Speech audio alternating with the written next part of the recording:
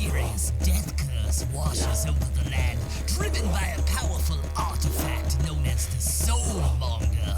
4 would-be heroes have been sent to the jungles of Chult to destroy the cause of this terrible affliction. Vale, the half-elven paladin, who's just now learning of his divinely granted powers. Ubo, the total monk from a distant land, who's as quick with his wit as he is with his staff. Brilinya, Aasimar warlock, sent on this quest by her temple, discovering herself in this strange new land. And gunslinger Cole, tiefling artificer and archaeologist who may just dig up more than she bargained for. This motley band of adventurers must work together to brave the poisonous plants, venomous monsters, thundering dinosaurs, and rotting undead of the jungle. Join the omnipotent dungeon master Jake from Mini-Terrain Domain to see if our heroes can find the Soulmonger, uncover the deeper mysteries of Chult, and free the world from the death curse. Welcome to the jungle. Welcome to Chult of Personality.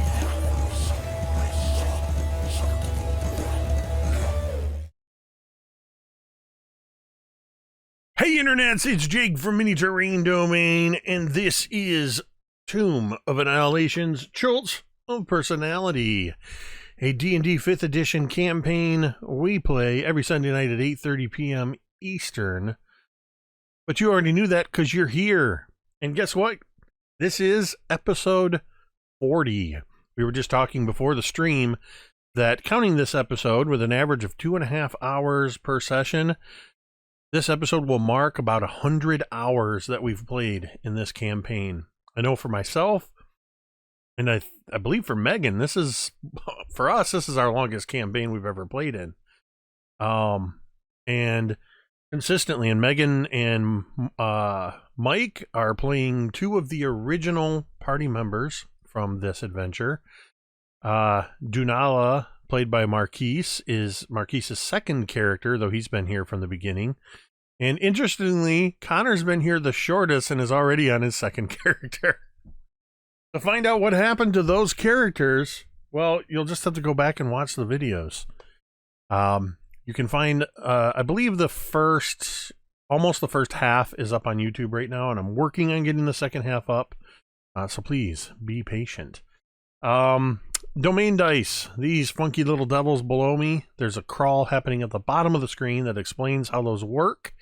You awesome audience members, you people in the chat, are the ones that contribute for these domain dice that allow the players to re-roll some pretty crappy rolls, or turn an okay or a good roll into an even better roll. And as a matter of fact, speaking of domain devils, looking at the notifications earlier today, somebody subscribed to the channel, Tension Fade. Because it happened in the same day, boom, you guys get a domain die. I count those.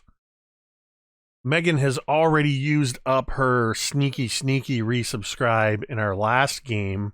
Get a domain die, so no pulling that again. But I still count it. Raids, resubscribes, donations of $5 or 500 bits all contribute to the Domain Devils. I think in our Thursday night game, they're up to 42 domain dice. It's just insane. So we thank you, the audience, when you contribute to those things.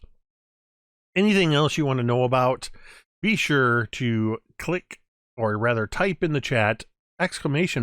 Chat commands, and you'll see a list of all the cool things you can type in, such as some of the character names. I'm realizing we don't have Qualu in there, and I think Dunala might be missing. As I don't remember if Dunala's in there or not. But you can type in the player names, learn their social media, all that good stuff. So thank you everybody for tuning in. We're gonna play some D&D now. Mike, Marquise, Connor, and Megan. I've had my book open to this same page for the last 3 sessions, because while your characters have advanced incredibly, you have literally gone nowhere within the lost city of Omu. But that's okay. Great things are happening. Who would like to recap the last session? for a point of inspiration. Dunala's got this. All right, take it away. So we're just chilling, We got some stuff going on. We're in this camp. Brill ain't got no memories, and Brill ain't no memories. She ain't really nothing because she's kind of sitting there confused. Dunala talks to her, but she's making a magic circle.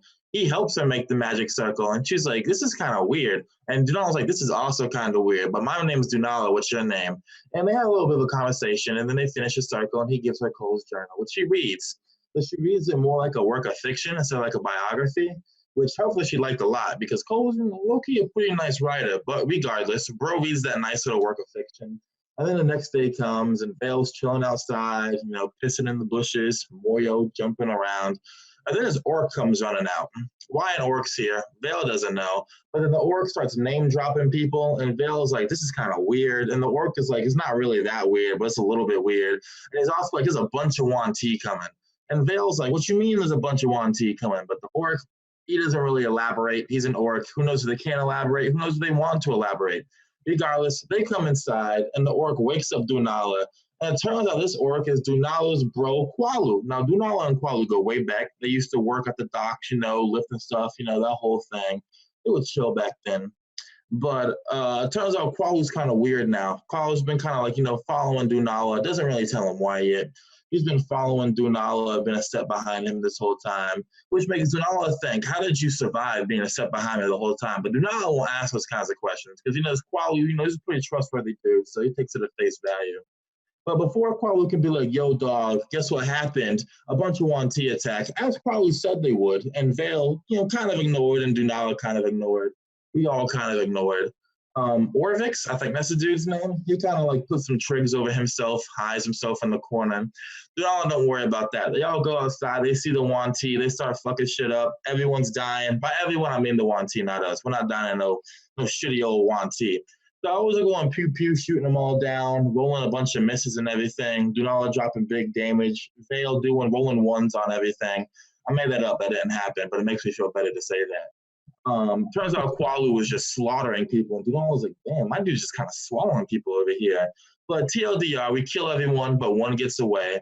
And Dunala goes to take one and interrogate it. He's like, yo, dude, don't do nothing funny. I'm going to blight you. And the dude's like, I'm going to do something funny. So Dunala blighted him to not get the interrogation we've been trying to get for like 16 sessions now. Not Jake's fault. I have blighted a lot of people I meant to interrogate. It's just how the game goes. But he's blighted. Dunala's feeling good about himself, but Qualu has to come in and be a downer, talk about how his daughter is dying and she's ill and she's in a coma. And Dunala's like, wait a second, but this is a soulmonger over here just eating souls of people who die.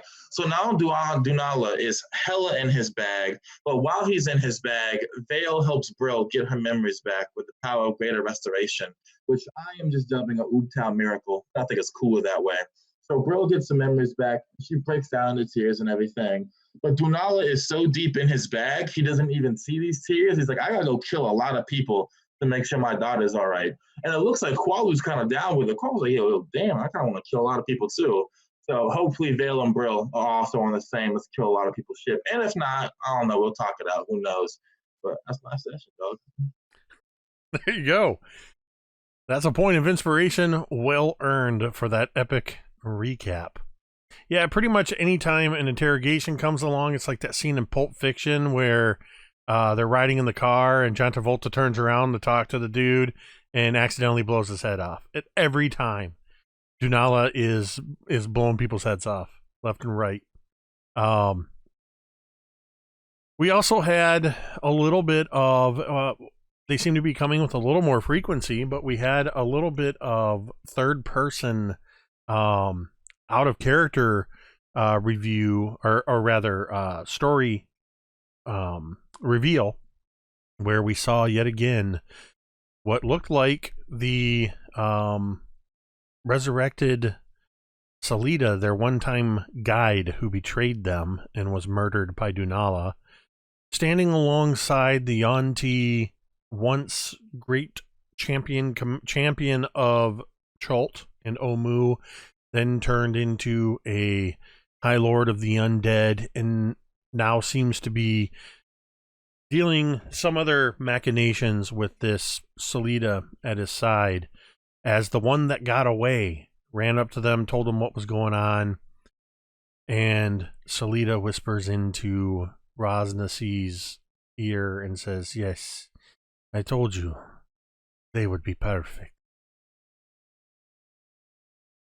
And that's where we're picking up. Pretty much at this point, it is immediately after. Keeping in mind this whole battle with the Yanti Malisons that came in a variety of forms took place first thing in the morning. After you all had rested, Walu showed up, and everything went down exactly as Marquis/Dunala recounted. And then the Vale was able to heal Brilinya, bring back her memories. And that's where we're picking up, is in those moments where Brilinya has collapsed into Vale's arms, racked with sobs, and as she's just, the weight of everything that's happened to her has sort of collapsed into her again. Qualu and Dunala are still perhaps breathing a little heavy from the fight. I imagine, I don't remember the exact qualities of your summon air elemental, or excuse me, earth elemental, so I don't know if he sticks around for a while, or if your concentration is broken, if he goes away, or how that works. So I have to... You have to dismiss him? Send him away, or else he will rack destruction on the world. So, somewhere, without any firm controls, off in a corner of this compound, the earth elemental seems to be almost idly kicking at the wall, knocking out chips. So there's kind of, in the background, there's this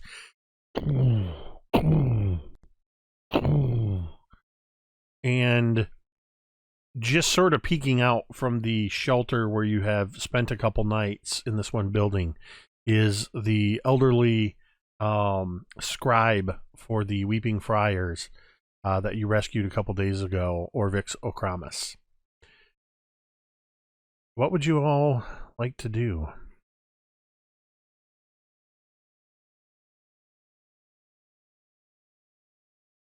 Qualu is wiping the snake blood off of his sword as he pulls down his mask once again. It's an ornately wooden-carved thing.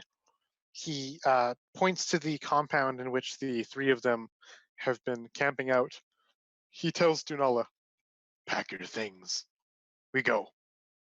I have no things that need to be packed for where we're going. We just simply go. Vale, Brilinya, you two have been through a lot together.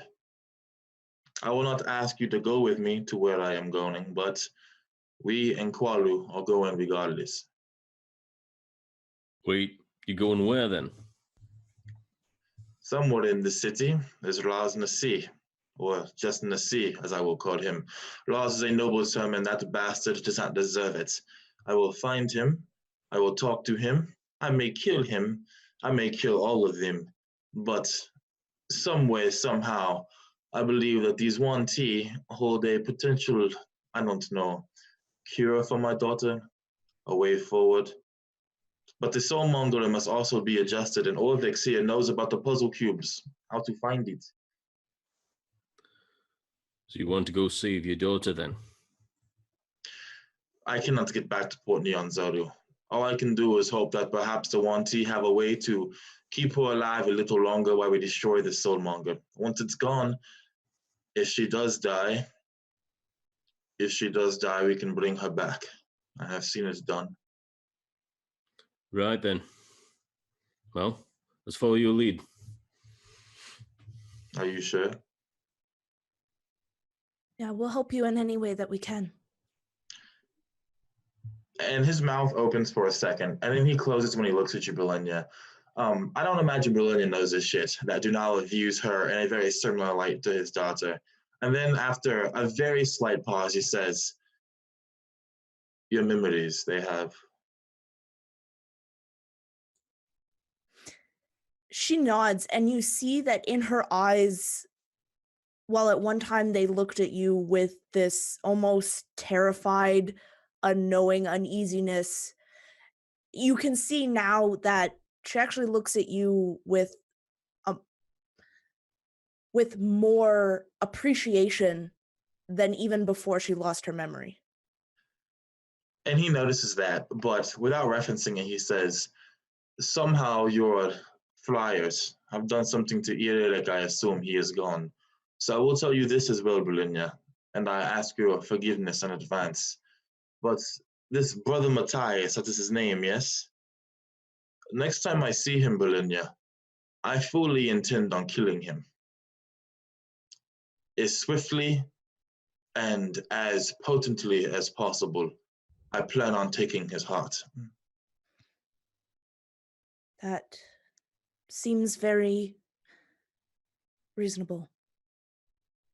I see Ubtal has given you things after all. Regardless, I imagine, Qualu, that in your hunt after me, you have not figured out where this Wanti are hiding, other than here?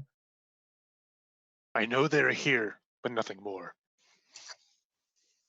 And then he looks like to the blighted corpse that he created. He mentally thinks, maybe I should not have done that. And then he scratches locks and he's gonna turn and start walking towards where the highway is. Qualu, give me a perception check. Come on, baby. Hey, first roll of the night. 18 on the die for 22. In tracking down these people, tracking Dunala, and they came in from Kirsabal by flight. You came in through river and land. You've been observing the Yonti in the area. It's how you've come to know the different types of Malisons, such as the ones you just fought.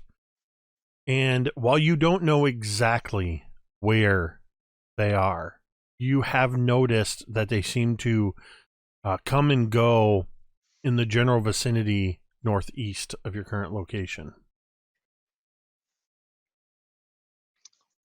Dunala, know this. They seem concentrated, that far section. And he'll point to the northeast. And he'll generally relay this information, Jake. Yeah, perfect. Your eyes have gotten sharp. Kualu, I am surprised by these. So, northeast, you say, yes? Yes. All right, then. And is Moyo, still manifested right now? Should be. Right. I haven't dismissed her. Unless you dismissed her, she's still Yeah. present. Oh, and Brilinya, you're the friend over here. And he points to the giant rock, kicking another rock. What? I don't know what this is. I don't know what you're doing with these. It is kind of confusing. Reminds me kind of Vaughn a little bit, just rockier. Yeah, I don't know how I did that. It just kind of happened. Story of my life. So then, are you keeping it around? Is it like Moyo? Is it like Qualu? I don't think it's like Qualu, but it could be like Qualu. You could go way back with this thing. So I think it disappears after a certain amount of time. I believe it's an hour, but I'm just going to check.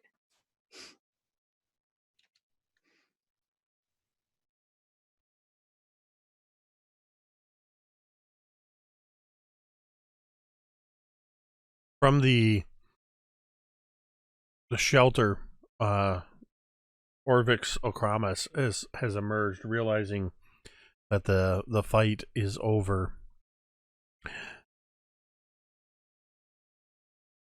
So, are we not going to search for the puzzle cubes? Instead, you're going to seek out the Yonti directly? Is there an easier path to my goal? To be perfectly frank with you, Donara, and keep in mind I've known you for only about 48 hours. What you're doing simply terrifies me. Well, of course, but if we go to the Soulmonger, I'm sure that will terrify you. And if we handle the Soulmonger before the Wanti, we come out and what is waiting for us? You must know, if you are searching for the soulmonger, you know that the Yuan-Ti search for it as well, as do the Weeping Friars. There is no doubt in my mind, based on my research, that there's more at work here than we understand. I told you the legend of the trickster gods, the legends of how they were cursed by Ubtao. You've already known about the soulmonger, but have you never thought to question who controls the soulmonger? I've already answered that question when I met the so-called voice of Ubtao weeks ago. I believe it is a lich by the name of Asarak, correct? When you say this name, he sort of cowers a little bit and sort of looks around. You would say his name so brazenly? Well, when I go and see the soulmonger, I plan on seeing him as well. So I might as well see if he comes out to the open now. Say let's do Nala some time. Let's do Nala rest his feet, maybe. By all the gods. I think you may be crazier than Brother Matthias. When you say that, Dunala smiles and he looks to Kualu and he's waiting for Kualu to say something. But I feel like Kualu's like so cold now. He's just like, No, he's like crossed his arms and his mask is covering his face. You can tell that he's impatient right now. He's not quite tapping his feet, impatient, but pretty damn close. He just looks at you, Dunala. That was not intended as a compliment. Brilinya, I urge you, take caution. You know what Brother Matthias and the Friars are capable of. If they are this close to achieving their goals, will stop at nothing, including your death. We need to save Dunala's daughter. And I believe that Ilmater will see us through that. And you can see her last statement, she's not super confident when she said that. As for my life, is if it's needed to be given up to prevent the Weeping Friars from getting the soulmonger, then that is what needs to happen. I realize that now.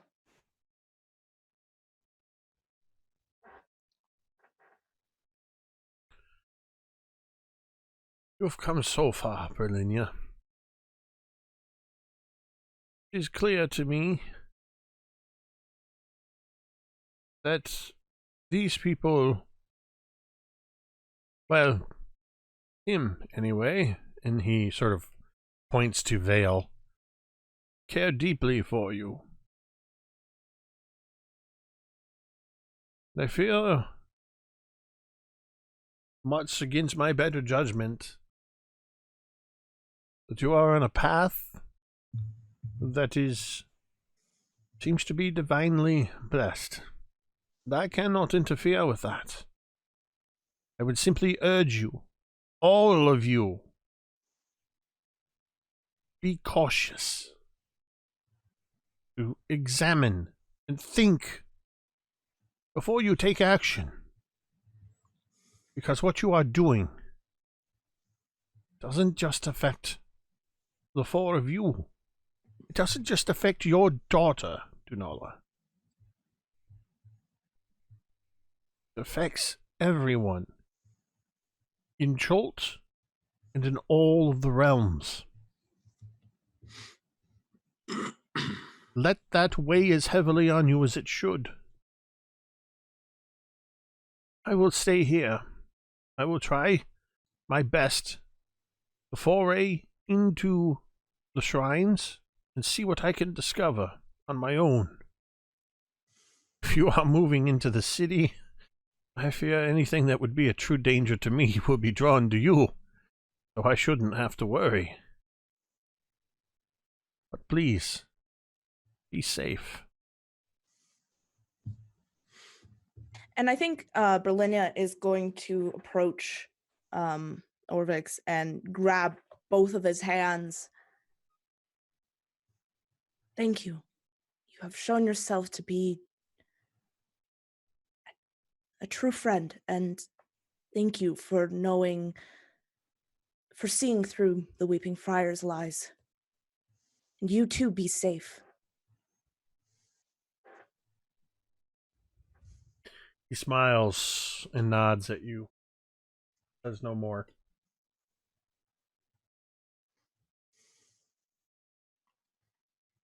All right. So, Jake, just one quick thing. With this elemental thing that's out there, would you say that I would have lost my concentration on it when Brilinya's memories all came back? Given the traumatic nature of it and the way you reacted, I would say probably. And so it does dissipate with the concentration? No, it actually turns extremely hostile and may attack. Well, good thing it broke through the wall and is now rampaging through the jungle. How long does it last? An hour, and then it disappears. Okay. I would say that it's probably been roughly 20 minutes since you guys finished the battle with the conversation and with the healing and everything. So somewhere not too far away in the jungle, you can hear the sound of an occasional tree being knocked over. So I think Brilinya is just... I don't know how I managed to conjure that, but I have a feeling that we might want to stay away from it, at least for a little bit.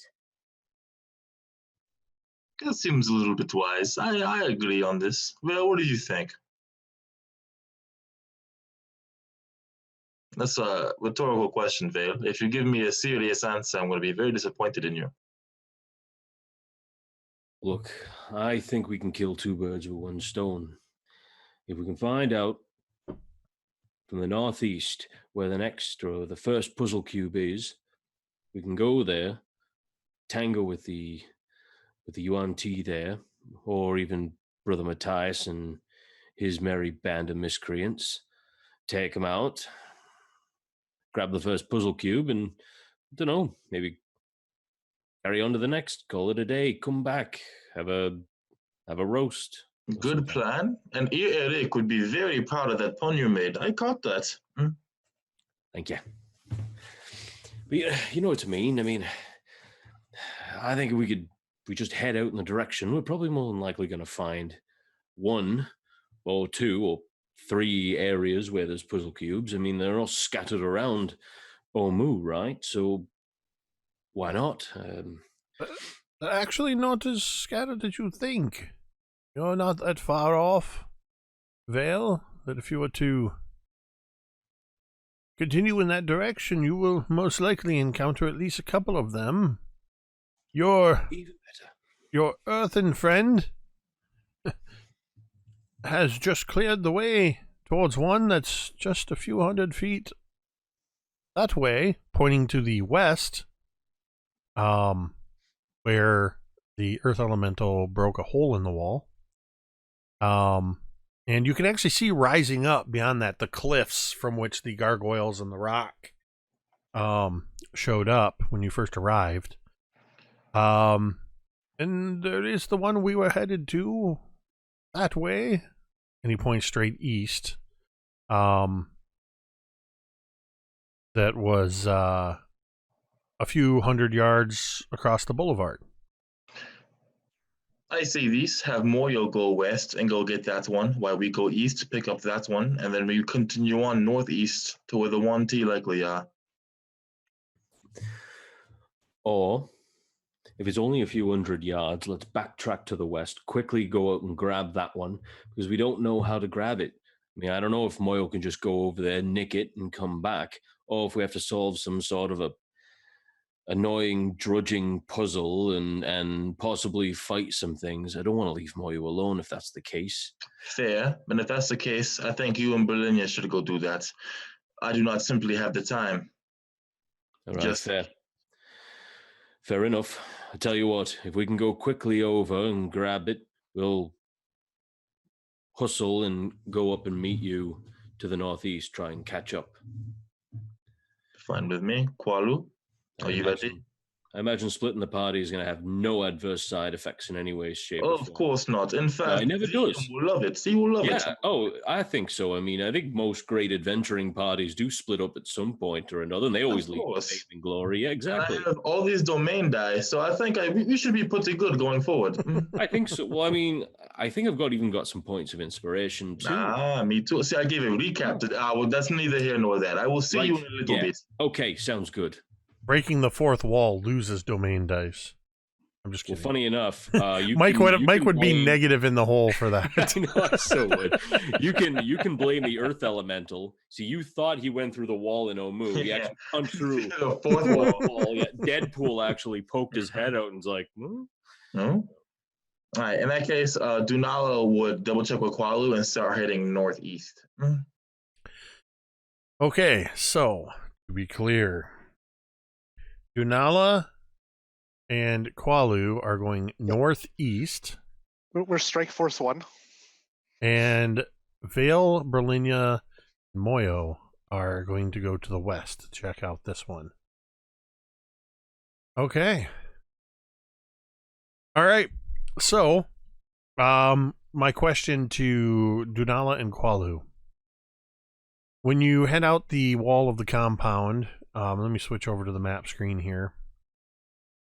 I zoomed the map out a little bit. You guys are down in that lower left walled compound.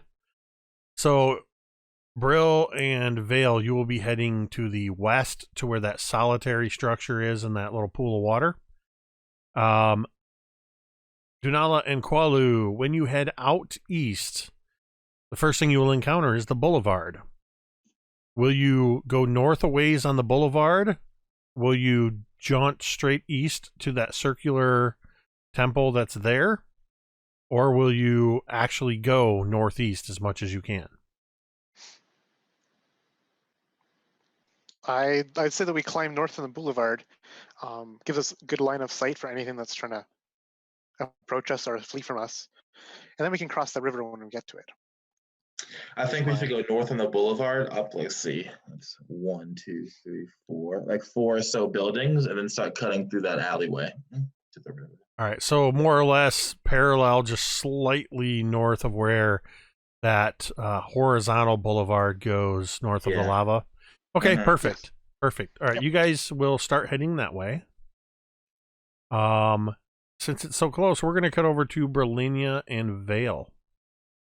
As you start heading over there, Brilinya, Orvix just says, he's flipping through his battered leather-bound journal. It's a simpler version of the one that Cole kept, but it has several pages of handwritten notes and drawings and stuff, and he's flipping through it, and he says, well, according to my research, I believe it is Kubazan's shrine that is in that direction. If you'll remember from my tale, Kubazan was the Fogamoth.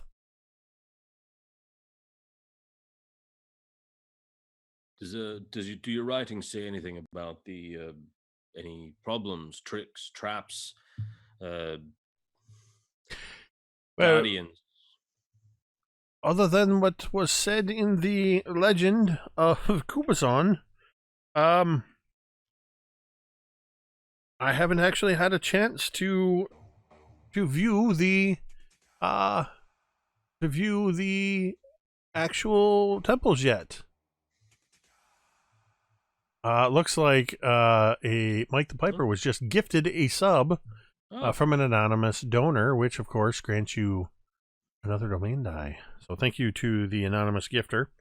Thanks, anonymous. Real quick, I'm just looking to find this one.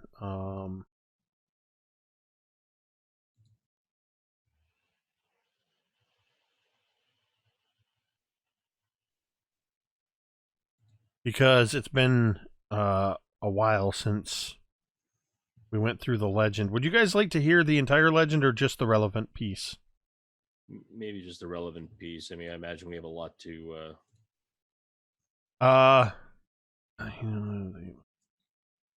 Okay. When evening came, a wily Ibli stepped from his reed hut. He didn't like the Omuans, but without them, he'd have no one to play his tricks on. Ibli sent a marsh frog to reason with Ubtao. Frog was angry and decided to wrestle the god instead. This amused Ubtao, so he gave the frog tentacles to make it stronger. When Kubazan, the Frogamoth, returned, Papazotl, the Ibli, he chased Papazotl into the swamp with his new tentacles. That's Vale is all I know. All right, well, in character, I would have to say that that seems a bit odd. Out of character, we're going to fight a froghemoth there, right? I mean, just so we're okay. All right, cool. As long as we're all on the same page. Right, well, if there's nothing else other than that being a bit strange, I'd say we go, just the two of us. We have Moyo. That's true. As a reminder, I'm going to... I should have written your names next to each other, but making a note of your split. And what session Vale in which the party was split. So, all right. The two of you are able to traverse through this hole in the wall that was punctured by the earth elemental. From the sounds of it, the earth elemental moved north and seems to be rampaging up that way somewhere. As you head to the Shrine of Kubazan. And I just need to make sure I have that.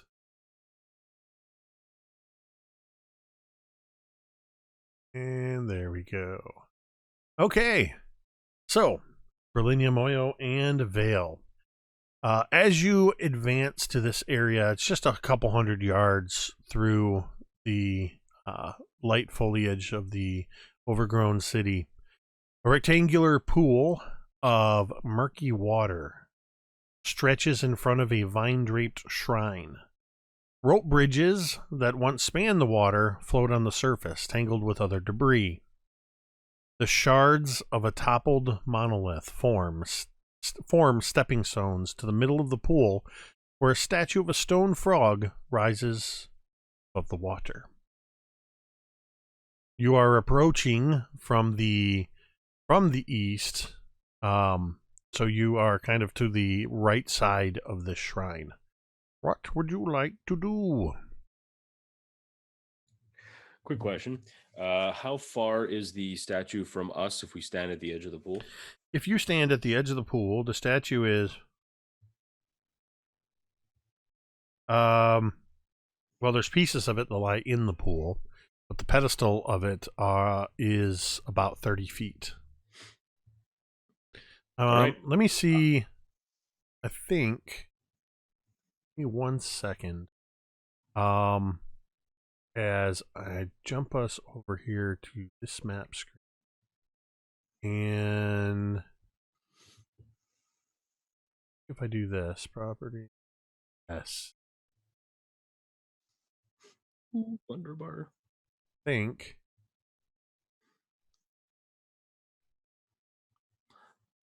Oxo. I think, there you go, there's your pool. Well, that's exceptionally rad. So yeah, you guys kind of come in on the right side where this partial rope bridge is, to the upper edge of the pool. You can see the broken pieces of stone that sort of form these stepping stones. There's the couple pillars to the south, and then the temple itself is on the northern edge. I'm going to look at Brill and say, I have an idea, but it's going to involve a very quick thing, and we're going to have to be very, very quick about it. but I think I know a way that this might work. What are you thinking? I'm going to run really fast. I'm going to grab that statue, and then I'm going to run really fast, and then we're gonna just leg it. Just going to do a best running impersonation and just book it right out of here. So just do it really, really quick. I was about to say my best Roadrunner impersonation, and I'm like, nah, only one fourth wall leaning at a session. So, to be clear, you want to grab the statue that has a 10-foot by 10-foot base. No, isn't there like a little statue, a little pedestal? You said on the pedestal. Oh, it's a statue that rises up out of the water. Gotcha. The shrine is actually to the north. This is just the pool. There's a whole building just north of this. I'm not showing it because for some reason the map shows the interior of the shrine. Oh, that's a thing that happened. And I don't have any fog of war on this simple view. No, that's fair. Both of you. Oh, go ahead. I was going to say, it looks like there's a break in the wall of the temple. I'll maybe just point to the edge and say, if we can skirt around and then just try to get through this little break in the wall in the temple, we could just sneak right in. We could avoid the pool altogether. That sounds like a good idea. I think that would be a good idea, because there's going to be something in there. Because it's not going to be so easy as we just walk right in, take what we need, and just, bugger on out of here. So, you in? Let's go so we can get back to the others. Indeed. What is your passive perception scores for both of you? Well, my PP. I keep forgetting. I even have a handy corkboard strip here where I intended to put some character info, and I just haven't gotten around to actually putting it there. Mine is 11. Mine is 12. Okay. And you guys are heading towards that break in the wall? Yeah, now the one at the very top left. So you notice how the map is cut off, but you can see this hole. Oh, so yeah. We're going to skirt around the side and give at least probably a 15-foot berth around the edge of the pool, and then just walk in on the land, just walk in through there. Maybe creep, be stealthy. Stealthy's good. So you're going to go around the south side of the pool? Or are you going to go between the pool and the wall? No, I'd say we're just going to skirt the around the pool, but leaving 15 feet between the edge of the pool and from where we're walking. Cool. Done. Yeah, you guys are able to do that. Are you... Yeah, perfect. But I think we'd probably sneak because, I don't want to speak for you, obviously, Megan, but I'm thinking we're probably going to try and be sneaky. Yes. Sneaky hobbitses. All right, go ahead and roll me some stealth checks. See how this works out. You're a stealth check. You got it. I forgot I don't have my +7 to stealth. Ugh. On character, right? I only have +8. Nice. That is a dirty 20. I got a 17. Alrighty. You are able to proceed around the pool. You head around the south edge. You are keeping 15 feet between you and the pool.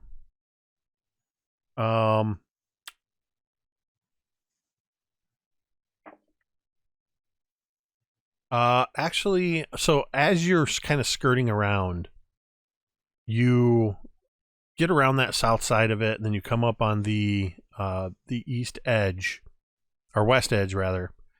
Both of you notice that there's movement in the pool. And hold on a second, because something awesome just happened in the chat that I want to draw attention to, because you might actually need this. What you looking at? What you looking at? Mr. Josh, one of the community's best supporters, has just gifted 5 tier 1 subscriptions to members of our audience, and those subscriptions are now starting to pour in. Plus, Skellington, I can't quite read that. It's so small. I think it's a Skellington Jr. Just cheered 600 bits. Somebody wants you guys to succeed. You guys just pulled in 6 domain devils. I think this is the most domain devils we've pulled in a session. In fact, it might exceed, because I don't think I have the multipliers in place. Let me just double check. My multiplier is not showing up. So here's what we got. You guys just earned 6 additional domain dice. So that's, you're currently at 8. So you actually have 14. So there's 10 there. I'm just going to put a +4 here. And I will fix that to have the multiplier devil for the future. Thank you, as always, what you're looking at. We appreciate that. And to Skellington Jr. for cheering the 500 bits. Just incredible. Thank you. So, as I was saying, as you creep around that pool, both of you notice movement. And you see amongst the lily pads a couple of eye stalks sticking up, just following you. These orbs, each one roughly the size of a small melon. And they just seem to... They actually seem to independently be shifting to each of you, but together they sort of watch as you both walk around the pool to that break.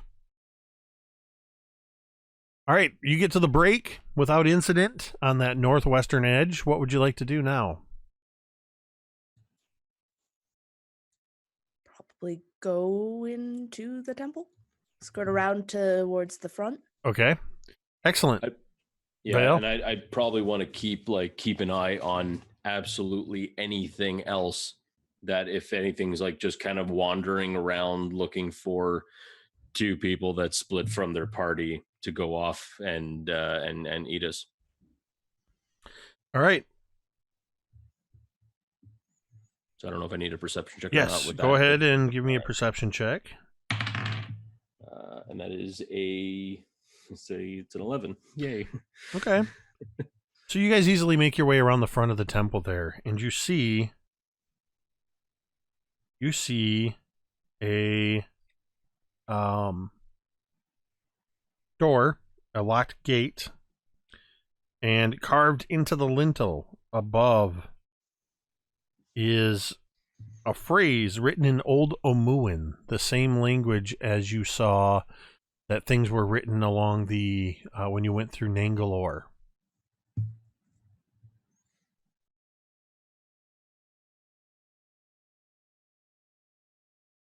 I don't remember if either of you could read Old Omuan. Didn't Vale?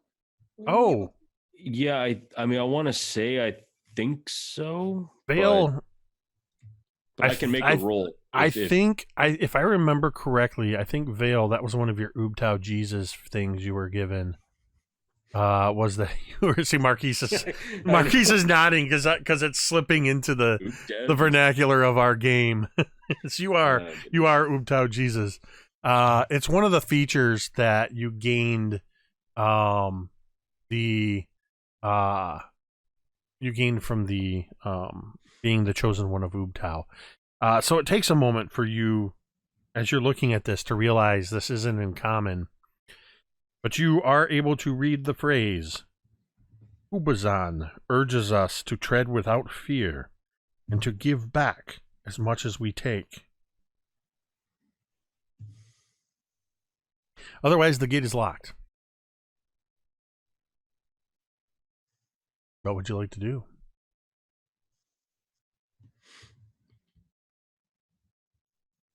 I'd like to look for any type of lever, any type of like way to open the gate without, like, I assume these are metal gates.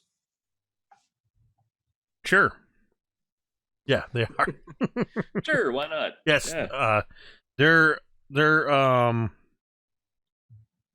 yeah, they are in fact metal gate.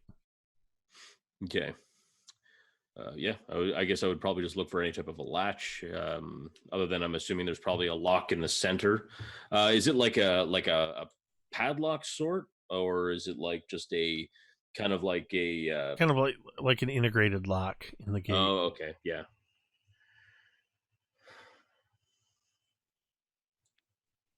Is it like a lock that needs a key? It looks like it could take a key. As a good old-fashioned skeleton key type keyhole. Rex didn't say anything about needing a key for these things. Oh, wait a minute. And I'm going to turn back and I'm going to look. First, I'm going to look at Brilinya. Then I'm going to look at the statue in the middle of the pool. And it's going to just the dawning is just going to realize on me. Why do you have to bet that we have to go in the middle of there? There's a key hanging, probably in the frog's mouth. I have to go grab it, and then we're going to have to fight whatever that big-ass thing in there is.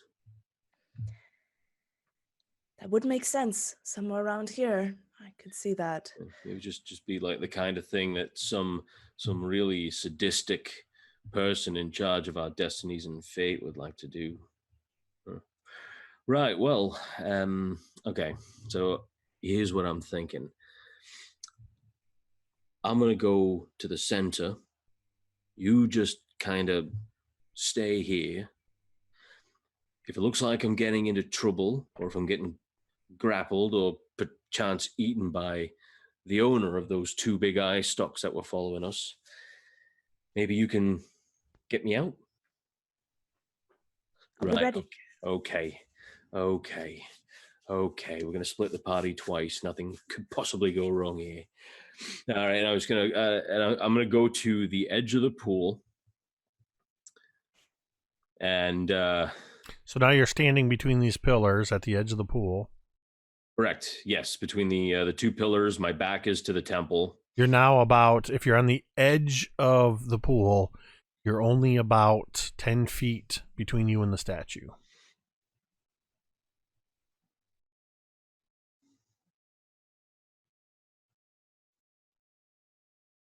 Okay. I'm going to back up. So I'm in between. Can I still see the eye stalks in the pool? Yes. And are they pointed? They're watching you. Of course they are. Okay. So they're sort of in this, if you look in the lower left quadrant, there's that sort of circular area where there's no lily pads. They're in that area. They're just watching. I'm going to back up so they can't see me. So I'm behind as we're looking at the map, the left pillar. So I want to do this so I can get eyes on and again, if I'm looking at it, it would be the side of the statue that is blocked from the line of sight of these eye stalks. Okay. I'm going to cast Misty Step onto the one side of the statue. Okay. And try to hide from the eye stalks so I can see if there's a key on there. Okay. Surely nothing can go wrong. Nothing will go wrong. Everything. So you cast Misty Step. You are well within range to do so. You sort of just will the incantation, will yourself forward.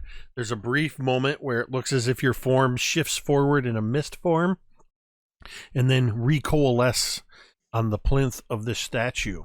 I need you to make a dexterity saving throw as you are now standing on a mossy, wet statue. And while you do that and we see what happens, we are going to go over to the boulevard.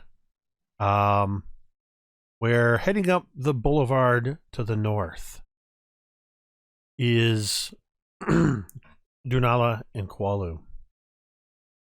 As you get a little bit north of the compound, you look to the west and you can just see moving along the cliff edge you see this hulking form of an earth elemental. It seems to be moving up and banging against the cliff wall to the west, almost like a fly struggling to emerge,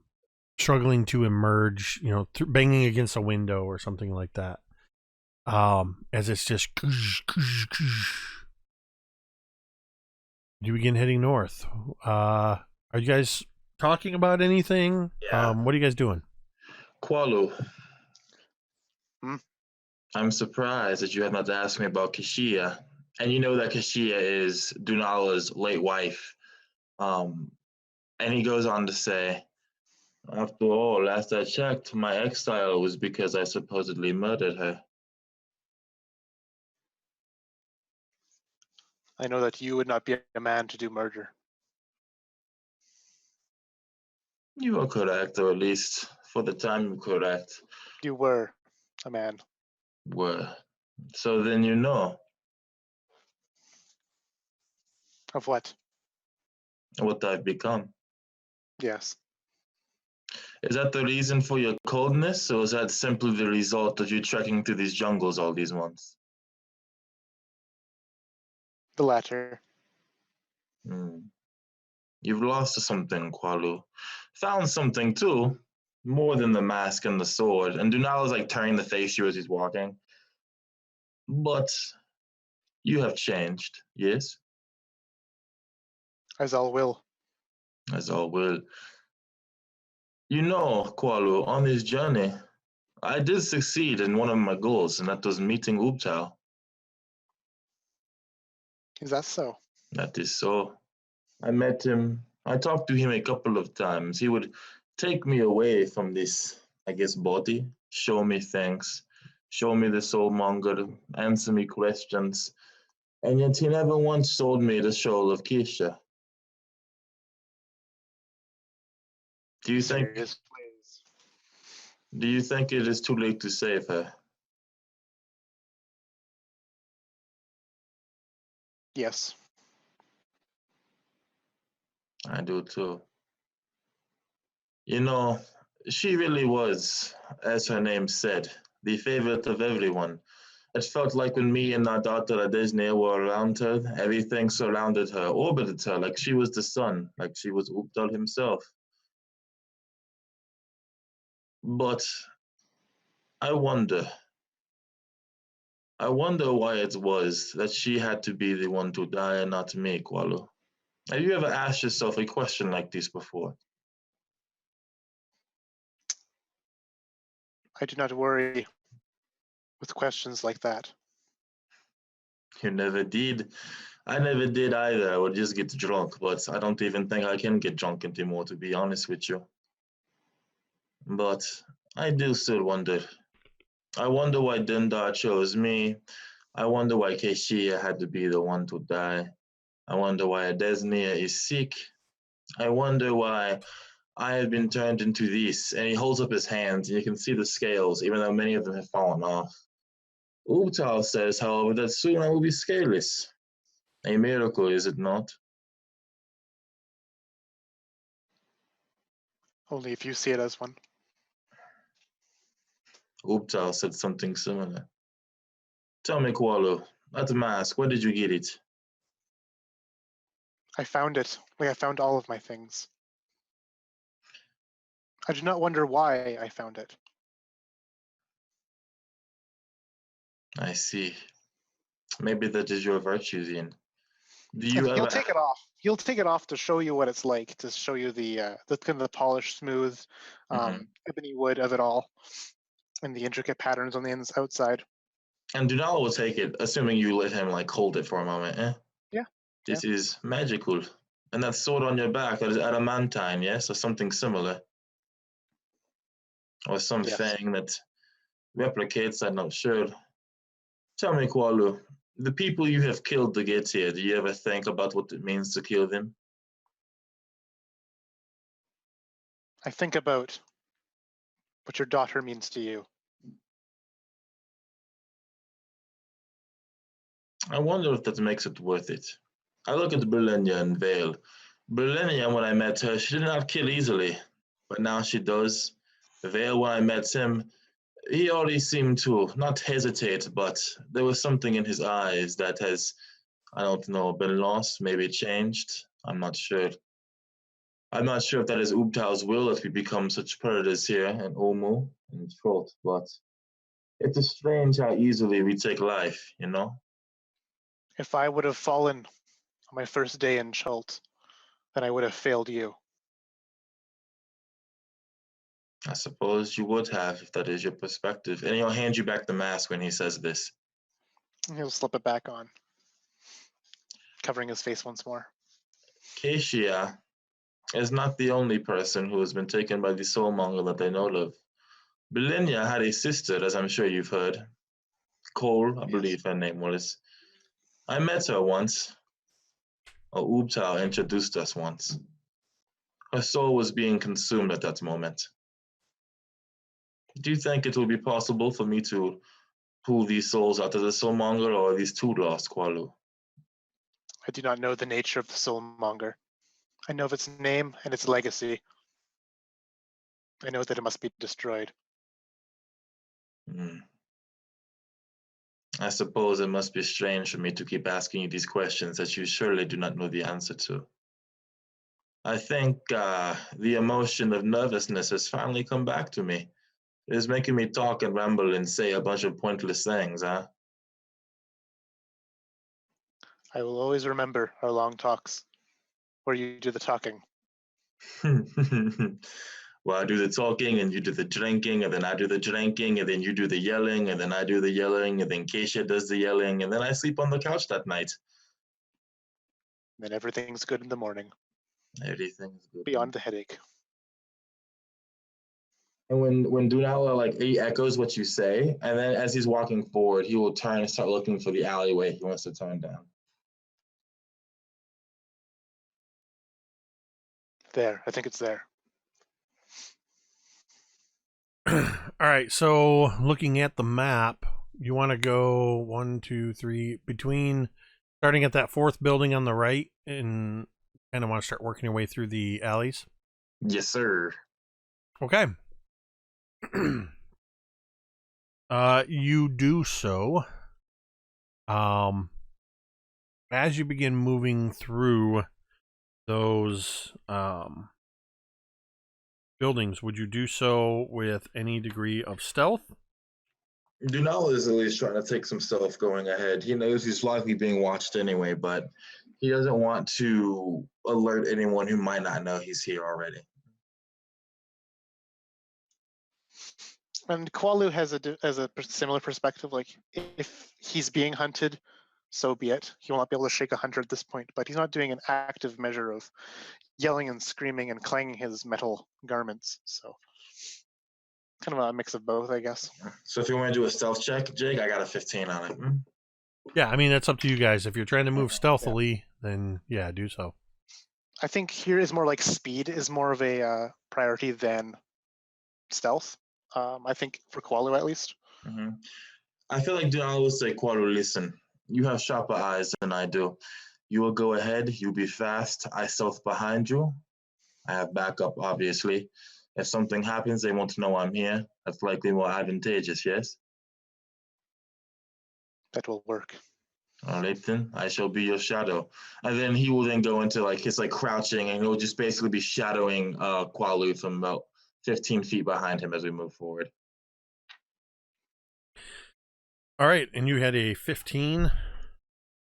Yes, sir. Excellent. As Qualu begins moving through ahead of you about a building and a half.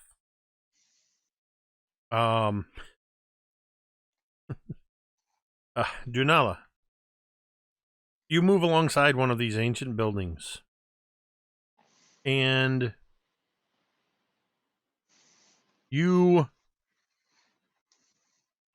there it is. As you sort of lean quietly against this building, you're watching Qualu move. You hear a slight shifting of stones beneath your feet. Very quiet. You glance down for a moment. You look back up, and you sense immediately to your right. You get that feeling like you're being watched. Dunala will whistle a shrill whistle, one that Qualu is familiar with. It's what they used to communicate on the docks when things were just too loud and too rowdy. And when he makes that whistle, he will freeze. And I guess he'll ready an action to cast darkness on himself through this class feature as something is to pop out at him at this moment. You see a slight bit of movement to your right. And just even turning your head, or even just your eyes, you see that this old building has what was once a window is now just a window hole. Standing in the window, looking at you, you see a speckled ginger-furred tabaxi with bits of gray in her fur. A torn blue cloth draping her shoulders. She's looking at you with once bright, but clearly you can see they are now eyes that are a little bit muddied with age. She looks at you. Hello. You look to be a mighty fine warrior. Hello. You look to be a mighty agile cat. My name is Copper Bell, and I am Copperbell. Tabaxi Hunter. Of course.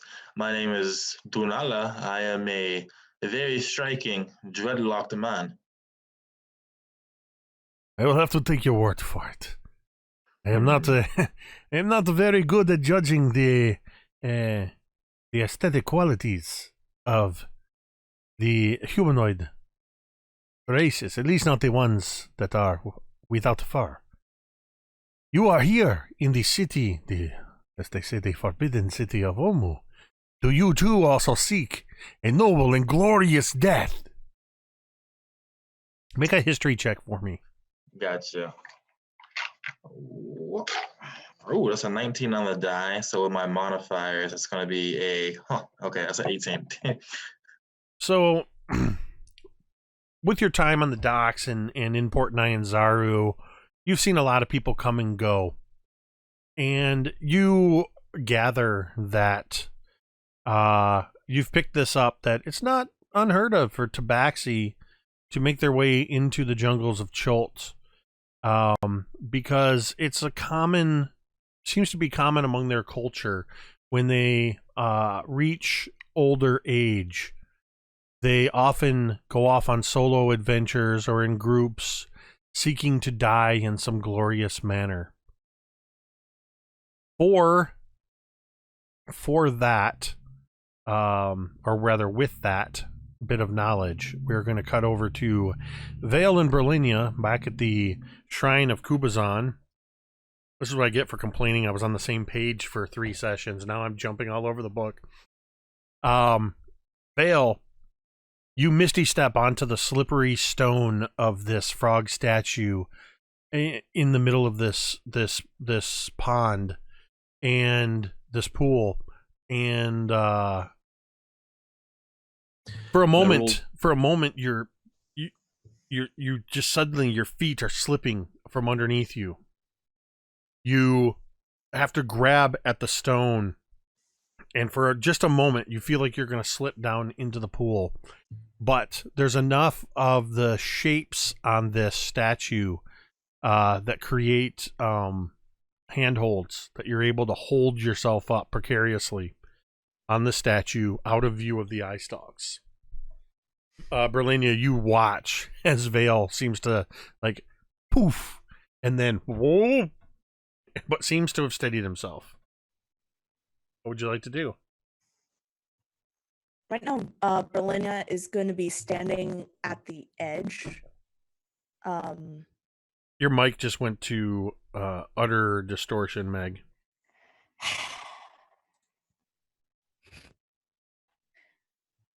Vale can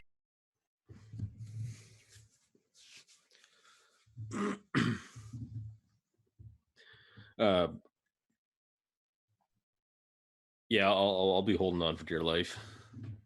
And I think my first thought after steadying myself would be to kind of like, unclench, you know what I'm saying? So yeah, I'd probably just kind of. I guess I'd probably be doing two things. One, I'd be kind of feeling around for some sort of a key. Second thing is, I'd be checking to see if those eyes are still like peering over towards where I was rather than where I am. All right. So go ahead and make an investigation check. As you're sort of looking and feeling around the statue. Sure, because I'm awesome at that.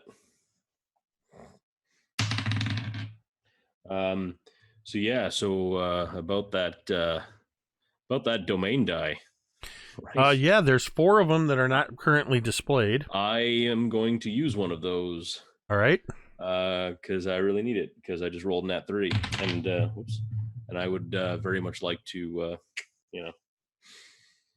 come on, big money, no whammies. Okay, it's not great. Inspiration too, remember. Yeah, I know, but I mean, that's okay. You know what? I got it. I got a nat 15 on the die. So that's not wonderful, but hey, it's something. All right. So you're reaching around, and are you also trying to at the same time to see where the eyes are? No, I think as soon as I try and like check to see where it is, I'm probably not even gonna be looking. I'll be like desperately like just trying to find out where this key is so I can bamf back. Okay, and while he's doing this, what are you doing, Brilinya? Brilinya is. Can you hear me? Am I better? Yes. Yeah. Excellent. Okay. So Brilinya is going to be at the edge of that pool, and she is going to be watching Vale and watching the eye stalks, and she is going to ready banishment if this thing rears its head. Okay, make me a perception check. That is an 11. Okay. You've noticed that the eye stalks are gone, and you don't know where they went. By the time you moved into your position, they were completely gone. And I think she's still just You're readying your spell? Mm-hmm. If she sees anything. Okay. So Vale, as you're reaching around, you sort of kind of leaning, trying to hold on with your right hand, reaching with your left and patting around, and your fingers find the opening of the mouth of this frog statue. And as your fingertips sort of reach in, you catch something moves, and you hear a metallic sort of metal on stone. You stick your hand in there a little bit further, and your hand closes around the wet but cold metal of a key. As soon as I grab it, I cast Misty Step back to where I started from. Before you do that, because at the same instant that you do that, kind of I assume a 26 hits you? No, yes. And Brilinya, does a 16 hit you? Nope. Okay, so with a nat 20 for a total of 25 on its stealth, the creature had moved through the water and was directly below you, Brilinya. You see as this tentacle, as it sort of rises its body up, first you see the tentacle slap towards the edge and hit the ground, just missing you. At the same time, another tentacle reaches up, slamming into Vale, who is going to take... let's see, that's 16, 22 points of bludgeoning damage. As this tentacle, what it does is it hits you and slams you against the statue, Vale. And immediately wraps around you. Brilinya, are you still going to carry through with this? Yes, Brilinya is going to scream Vale's name and immediately outstretch her hand, and this ball of light comes out and enwraps this Are we going biblical now? monster. All right. Yeah, apparently. Okay, so I need to check something on this. you need to see if this monster holding anything is. Yeah, I need to know. I need to know if it takes Vale with it. Is it possible for me to like be cheeky and cast Misty Step at the same time?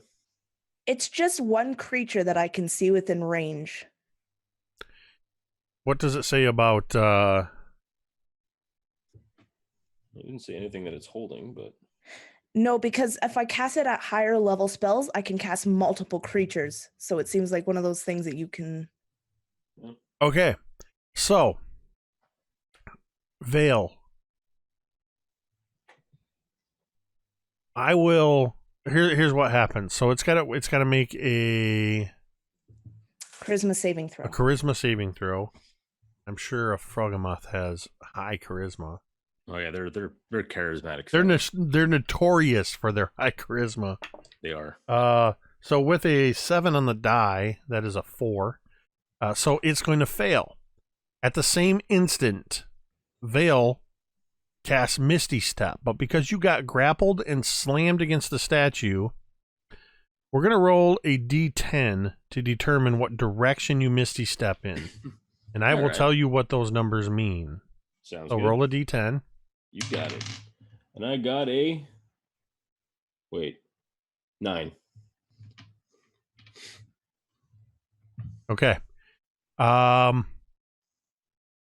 So that is going to be the way I determine this, and the reason I said a d10 and not a d8 is 1 through 8 is your cardinal directions.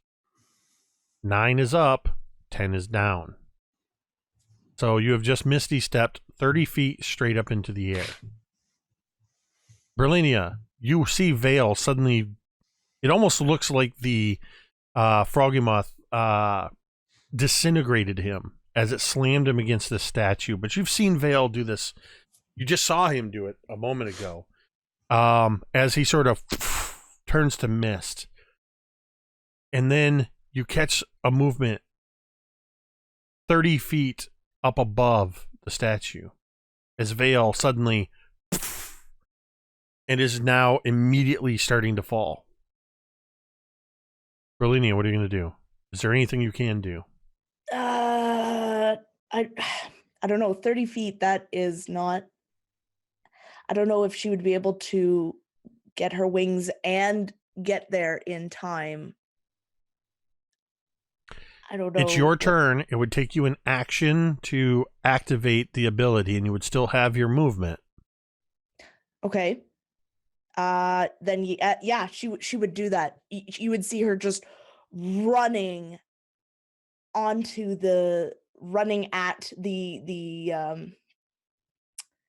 the statue, and she leaps almost as if she was going to go into the water, but immediately just this bright light erupts and these wings fly out from her back, and she's going to shoot upward towards, kind of up and diagonally, to try and catch Vale. And what's your flight speed? 30 feet. Okay. All I need from you is, I'm just going to say I want a strength check. Oh dear. Okay. I'm going to domain die that. I can always hear that in your in the intonation when I start grabbing to mark off domain dice.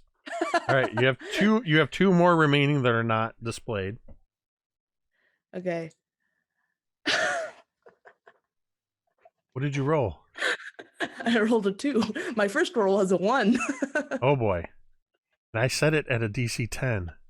We have the best of dice rolls. There is a moment. Can she Vale. cushion its fall? Vale, there is this moment where as you suddenly realize you are up 30 feet in the air. Technically, you're more like 40 feet over the water. You suddenly see in a blur of light and motion as Brilinya's wings unfurl. She leaps forward and comes rising up to you, arms outstretched. And at the apex of her leap, for the briefest moment, you are completely cradled in Brilinya's angelic grasp. But because of inertia, and you had already started your descent, there's just that moment in slow motion where it's like, as the two of you collide in the air. You begin to fall. And we're going to cut over to Dunala, Qualu, and Copper Bell in the alleyway. You ask me if I am on my way to a noble death. I am on my way to save my daughter, but if you, Copperbell, are looking for a noble death, I can think of none better than helping me kill Raz Nasi, ruler of this forgotten city. Raz Nisi. I would be lying if I said this is a name that I had not heard. As you mentioned your daughter, you notice she sort of almost reflexively just adjusts this blue blanket, this blue cloth that is around her shoulders. As I understand it, this Raz Nisi, he is not somebody to be trifled with by ordinary people. By ordinary people, exactly. Kualu, come here, please. Qualu is Thump, thump. Qualu is the half-orc that is with you, yes? He is my best friend. He was not doing as good a job trying to be quiet like you were. I do not think he was trying to, were you, Kualu? If I were trying to be quiet, you would not hear me. So Well, Kualu says. It is certain if you are looking for a noble death, you will certainly attract it to you. I will do you a service. Since you seem so determined to die, it is almost guaranteed that I will die in mighty combat alongside you, if you will have me. I will join you in this fight. Copperbell, your name was, yes? Yes. I, Donala, humbly do accept your offer. I believe that Ubtao has introduced me to you for a reason, and that with you at my side, anything that I need will be achieved, including the saving of my daughter and the glory of your death. This sounds exciting. And she clambers through the window to join you in the alley, immediately crouching down much like you are. Are we going to be quiet and stealthy? Or are we going to tromp through like this one? Kualu trumps through, we quiet and stealthy. When they go to fight Kualu, we go to kill them. Then you will not hear me unless I want to be heard. Perfect. And with that, Dunala would turn to Kualu and nod his head to continue as we were going. Yeah, and Kuala will just continue stomping away, leading the way.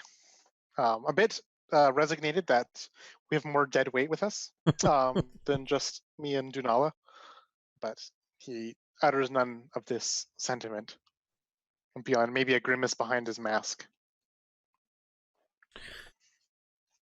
All right, so you continue moving through this alley, and that is not the alley. This is the alley. So you move through the alley, and you find yourself along the shore of the rapidly moving river. You are only a few hundred yards upstream from the waterfall. The water's not moving too quickly, but is starting to move a little bit quicker through this area. I look at the roaring river ahead of me, and Dunala is a bit behind me. I'll turn around and utter to him, "Do you have any magics for this?" Of course I do. Dunala has many magics, and when he says that, he will take both his hands and he will cup them in front of his face, and he'll begin whispering something into his palms. And then when he goes to open his hands upwards, you see this golden dust come from his palms, and where it touches the water, he is shaping the water so that way it moves aside away from us, using the shape water cantrip, so that way we can move through the river. So you're Ooptown Mosesing the river? Essentially. Copper Bell looks to you, sort of looks you up and down. I can see why they call you such an attractive specimen. As a tabaxi, this is a most grateful maneuver. What can I say? Dunala is a man of many talents. Dunala, you're flirting with me. A little bit, but you know.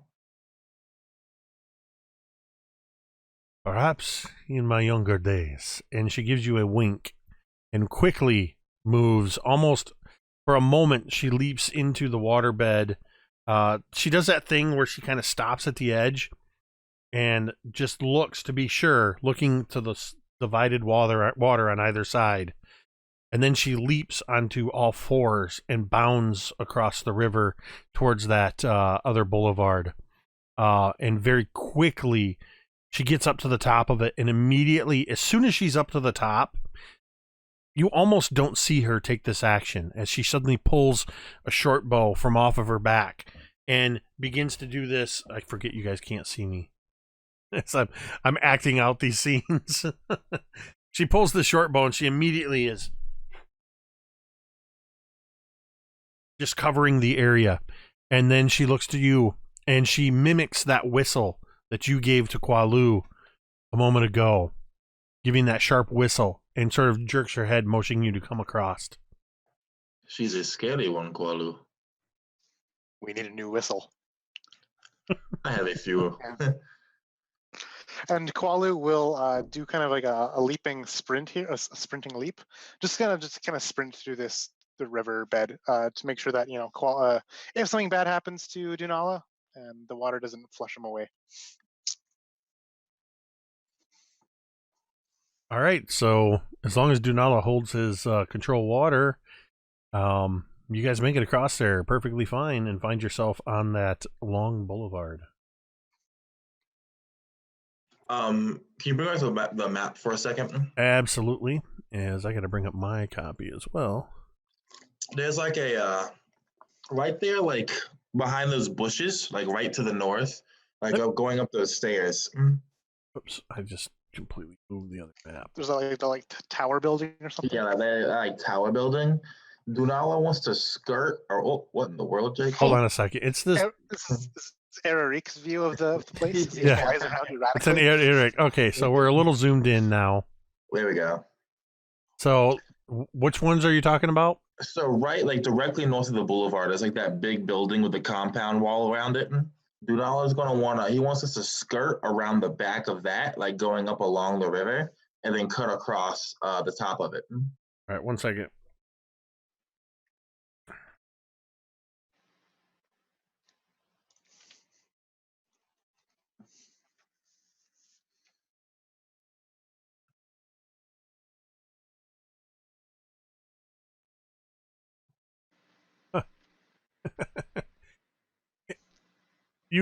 One thing you notice is that where you guys went just a little bit further up, maybe 100 feet or so down river, you see that there's a fallen tree log bridging the river. We don't need no fallen trees if we got Moses. You got Moses with you. If we cross that, it's gonna be like 3 on T just shooting out Eldritch Blast, like Brother Mateus just like casting imprisonment on everyone. We're not crossing no tree, man. Okay, so you were wanting to go to this sort of seen many tree, and many tree has been hiding snake. So you were wanting to go to this sort of broken walled compound thing? Yeah, I want to skirt along the outside of the wall, going around the corner at the top, and then cut directly east from the top of there. Well, going parallel with the boulevard. Mm-hmm. About a block north of it. So from the boulevard, you can see that the front of this walled area, there's swirling carvings that decorate the two obelisks that rise up from the wall at the entrance to the small compound, and you can see into an overgrown courtyard where lies under the shade of tall palms. You can just make out stone doors sealing the entrance to a windowless shrine with a smaller ruin standing nearby. This has every appearance of one of the shrines of the trickster gods. Dunala will quickly reach into his pouch and into his robes, and what he's going to do is he's going to mark the outside of the wall with, like, I guess, like a symbol and a very short, quick message for when Vale and Brilinya come to follow them, notating this is a place where there's likely another puzzle cube at. All right. So what's your actions then after that? I guess I will re-stealth and continue trying to go up and then cut east. So you're going to go up behind that building and the one behind it? No, not all the way to the top, just like right between those two buildings. I got you. Perfect. Yep, Qualo leads the way, unless otherwise dictated. And Copper Bell is silently padding along with you. There we go. Okay, yeah, just make stealth checks. I will make a stealth for Copper Bell. I'm going to use my point of inspiration on this. That's better. That's going to be a 19. Copper Bell seems to be moving in tandem, like almost mirroring your steps, so that her feet fall at the same moment your feet fall, and neither of you are making any sound. When we get to the end of this boulevard, where there's like that big square building, the big rectangle, Dunal is going to go north beyond that instead of continuing east. So I need, as you get to the end, working through those buildings, Qualu, where do you call a halt? Where do you halt your movement? So I think he will, like, at this like T intersection here, he can like just look left and look right, and he'll glance back, and I think that Dunala might like give a signal to go left from here, and he'll just act as if it was his idea to go left, not to Dunala, but to any kind of like third-party observers that are constantly watching us, and then just head north from that junction, unless there's anything obviously out of place about the area. So both of you arriving would notice that this sort of largest building that is at the across from the obelisk, the I'll think of the name in a moment. Boulevard is too many windows. Also has the looks of another shrine. Dunal would make another symbol, but instead of putting it on the wall, he's going to put it on the ground with a little arrow pointing towards the building.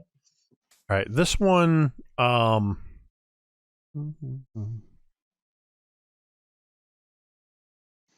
this one you can see, a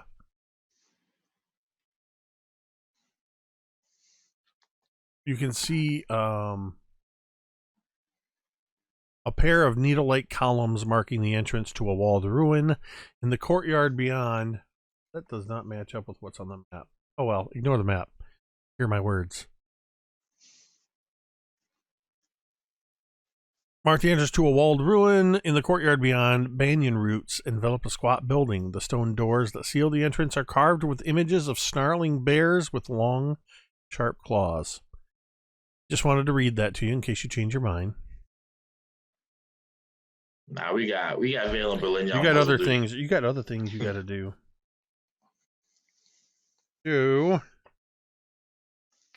As I take just a moment to refamiliarize myself.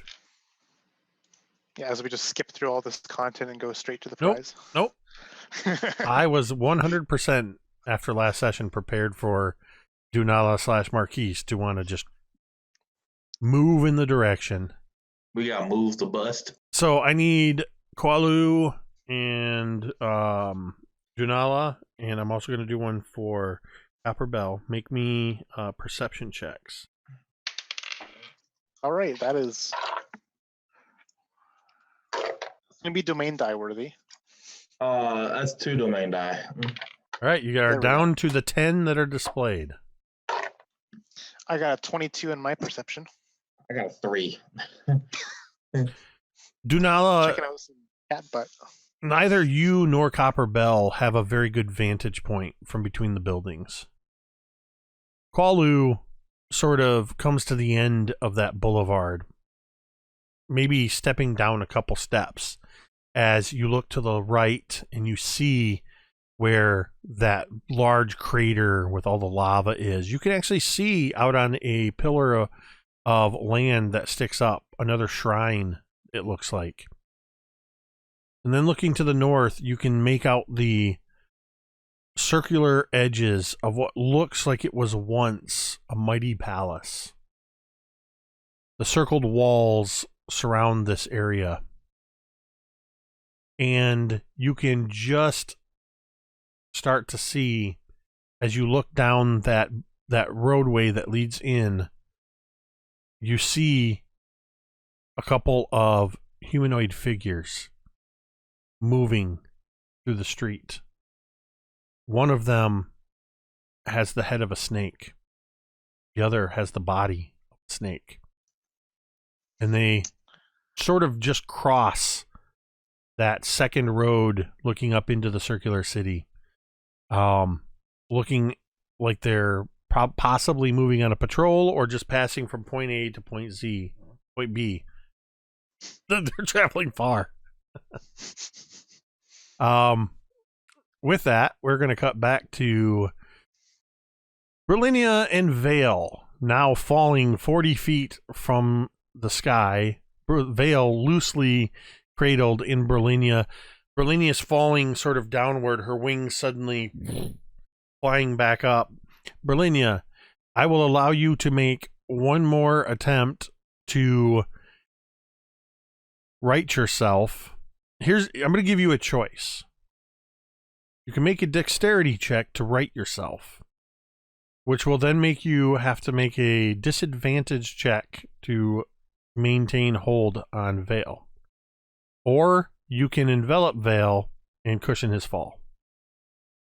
I will cushion Vale's fall. I think that is totally what Brilinya would try and do. Vale, as you begin falling, you just feel suddenly Brilinya more just scrambling at you after this collision. She just sort of wraps her arms around you and her wings enfold you. And the two of you plummet. And there's a sudden and muddy water sprays upward.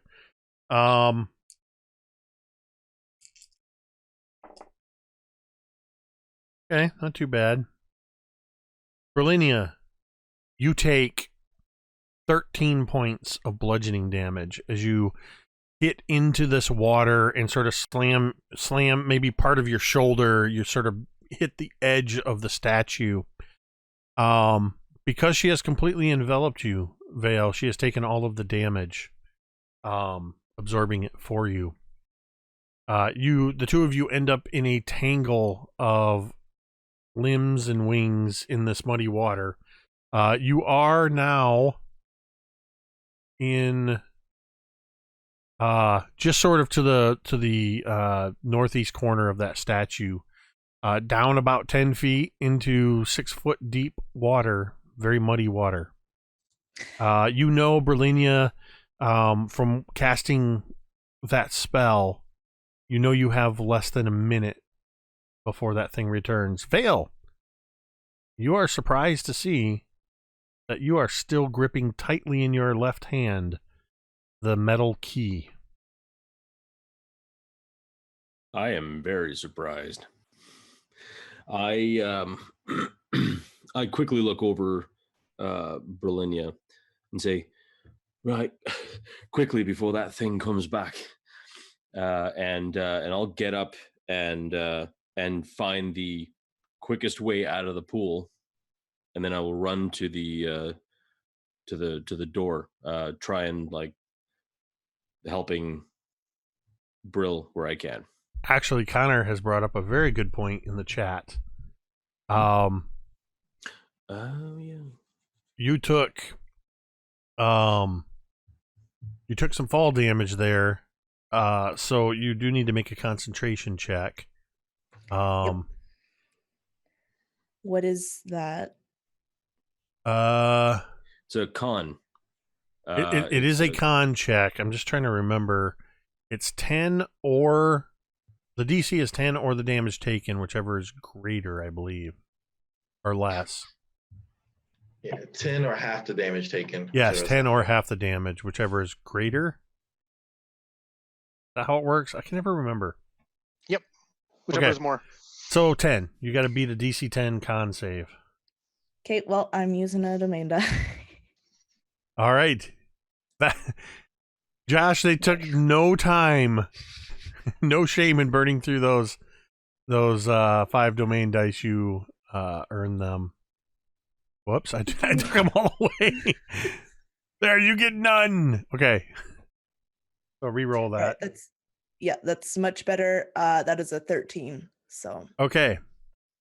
You sense this moment where it's almost slipping when you land. Your focus on keeping that thing banished, but you maintain your hold on it. And then you were sort of scrambling up the embankment there, Vale. Is that what you were doing? Yes, but I mean, I also want to make sure that that Brill's okay too. So I mean, I'm not just gonna like adios and then run. All right, right. Not that kind of a jerk. Yeah, I have a feeling that Brilinya is trying to get there as quickly as possible so that hopefully we can avoid this thing altogether, get whatever needs, and get out. All right, so I just need... Well, actually, Brilinya, you still have wings. So you can fly up out of here. You need to make a strength check if you want to try to pull Vale up out of the muck with you. Or you can just leave him on his own. Brilinya seems to be like, I'll tell her to go. And actually, if anything, since I keep forgetting that we're in like a really horrible mire, I'll just Misty step back from where I am. This time without being injured, and then straight. Oh, okay. You're just going to Misty step right up to the front gate again? You got it. All right, so yeah, you look down at, or you look at Vale for a moment, and he just kind of gives you this, and just, and then you can fly yourself back up there. Okay. Hey, speaking of which, do we get to roll to see where the frog hemoth went to? Like I mean, like, you know, the plane of really pointy swords. No, that is a different spell. As long as it's harmless, it could be, you know, the land of eternal pillows. The plane of eternal manacles that will just keep it there, you know. He gets sent to the plane of nagging, which is just someone just nagging. Thankfully, he doesn't understand speech, or else it would be like, you know. Send him to the plane of flies, then he won't want to come back. There you go, or the plane of giant French chefs, you know. Okay. I'll stop now. All right, here we go. So you now have the key, and you can readily use it on the gate here, if you wish. I don't know. I mean, we should probably think. I can use the key on the. All right.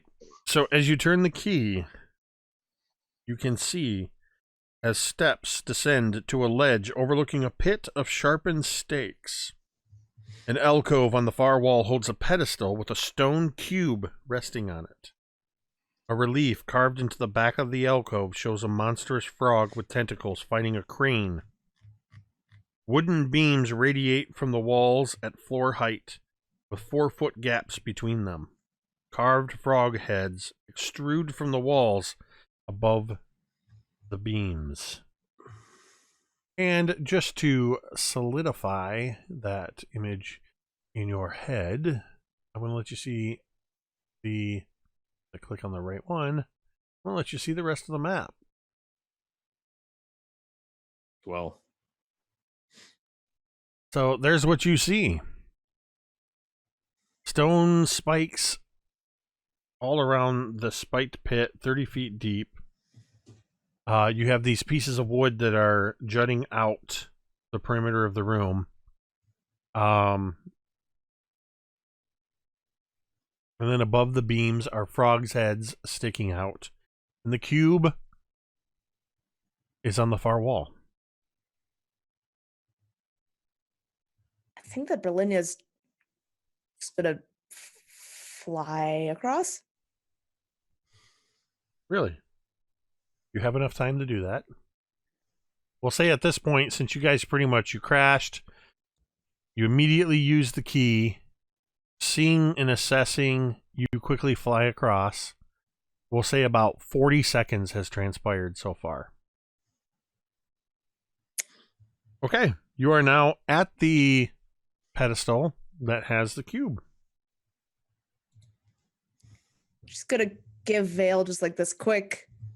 Do I just grab it? Look. nope. No. Hang on. Remember what it said above the lintel? We've got to put back whatever we take. If we pull that off, there's a very good chance that there's going to be something that's going to kill us. And I'm not just talking that. Do you have anything of a weight that in your pack that might be close to the weight of that thing? Oh.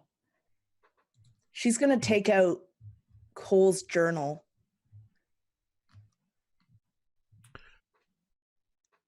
I didn't have the overlay on, so you didn't see my head suddenly go like this.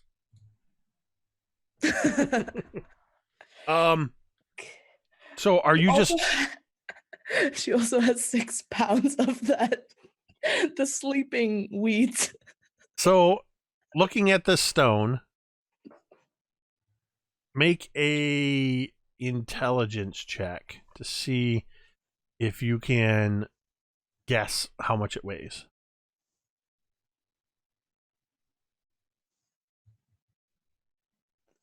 That's an 11. Looking at it, it's hard to tell if it weighs, just a few ounces or if it weighs a couple pounds. It has the look of a thick stone, but it also seems like it could be porous enough that it could be like volcanic rock, where it's lighter, so you're not entirely sure how much this thing weighs without touching it. She is just going to why don't you leave? Just get out of this building so that we both don't. Well, if something happens. I don't move. I just stand there and no, I'm here to help and I'm here to support. We're going to do this. We're going to do this together. I'm not leaving you. So let's go. Let's do this. She nods and she's going to take the cube and she's going to replace it with the journal very quickly. And then, yeah. Marquise, how big is Cole's journal? It's a thick boy. Thick. But I mean, Matter in of terms fact- of, is it like kind of like a 9x6, roughly, like a typical soft cover essentially. book? It's like a typical journal. It's been like hand bound by her, leather, all that stuff. So it's not actually Okay. that big.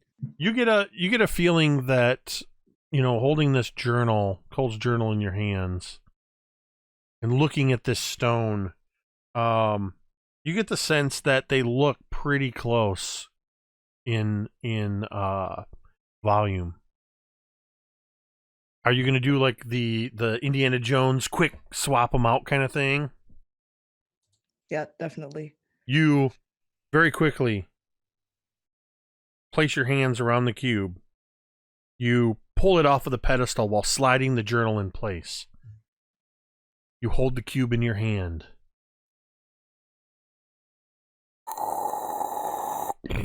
the journal's just a little too heavy. The gate behind you, Vale, immediately slams shut. The frog heads on the walls around this chamber all open their mouths.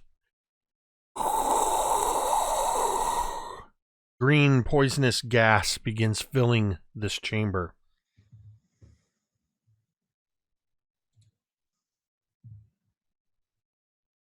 Dunala, Qualu, and Copper Bell are looking to the north to this once great city. Dunala, make me a history check. As you command. I'll actually let you do this at advantage because of a combination of having read Cole's journal and having interacted with the princess and her brother at Sadly, it is still only a 12. Okay. You're not entirely sure what this place is exactly, but you do know this was definitely, at best in your mind, this was some kind of a lord's place. Not too dissimilar from the merchant prince's dwellings in the current city of Port Nyanzaru. They had much larger places than everybody else. This definitely feels that way. We're talking about the palace that I'm seeing here, right? Yes. Okay. So, seeing the two, actually, Qualu, you're the only one who's seen the figures. Give me a perception check real quick. Hey, 16. Dunala, give me a stealth check. I'm gonna roll a 23 for Copper Bell. That's a 4 for Dunala right now. Qualu, as you're looking that way, you see as Dunala you just see this sort of dreadlocked head.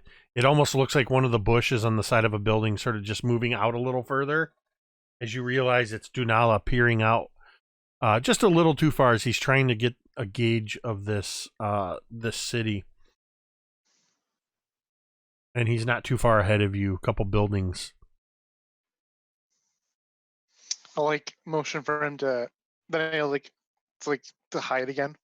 And then yeah, and you would see him if you turned your gaze the other direction, Dunala. You would sort of, after looking at the city and appreciating the ruined architecture, you look to the right and you see Qualu sort of like giving you this, get out of sight. I can see you. Dunala's head will quickly snap back into the shadow so that I can only see Qualu. Right. What are you doing, Qualu? Qualu will. He looks at these huge walls that surround this palace. How tall are they? 20 feet, 30 feet, 100 feet? How far are they, or how tall are they? How tall? Yeah. Oh, how tall? We'll say that the walls are about 15 feet high.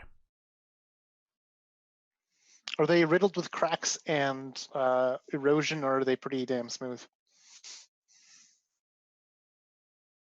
These big circular walls. They are definitely riddled with cracks and erosion.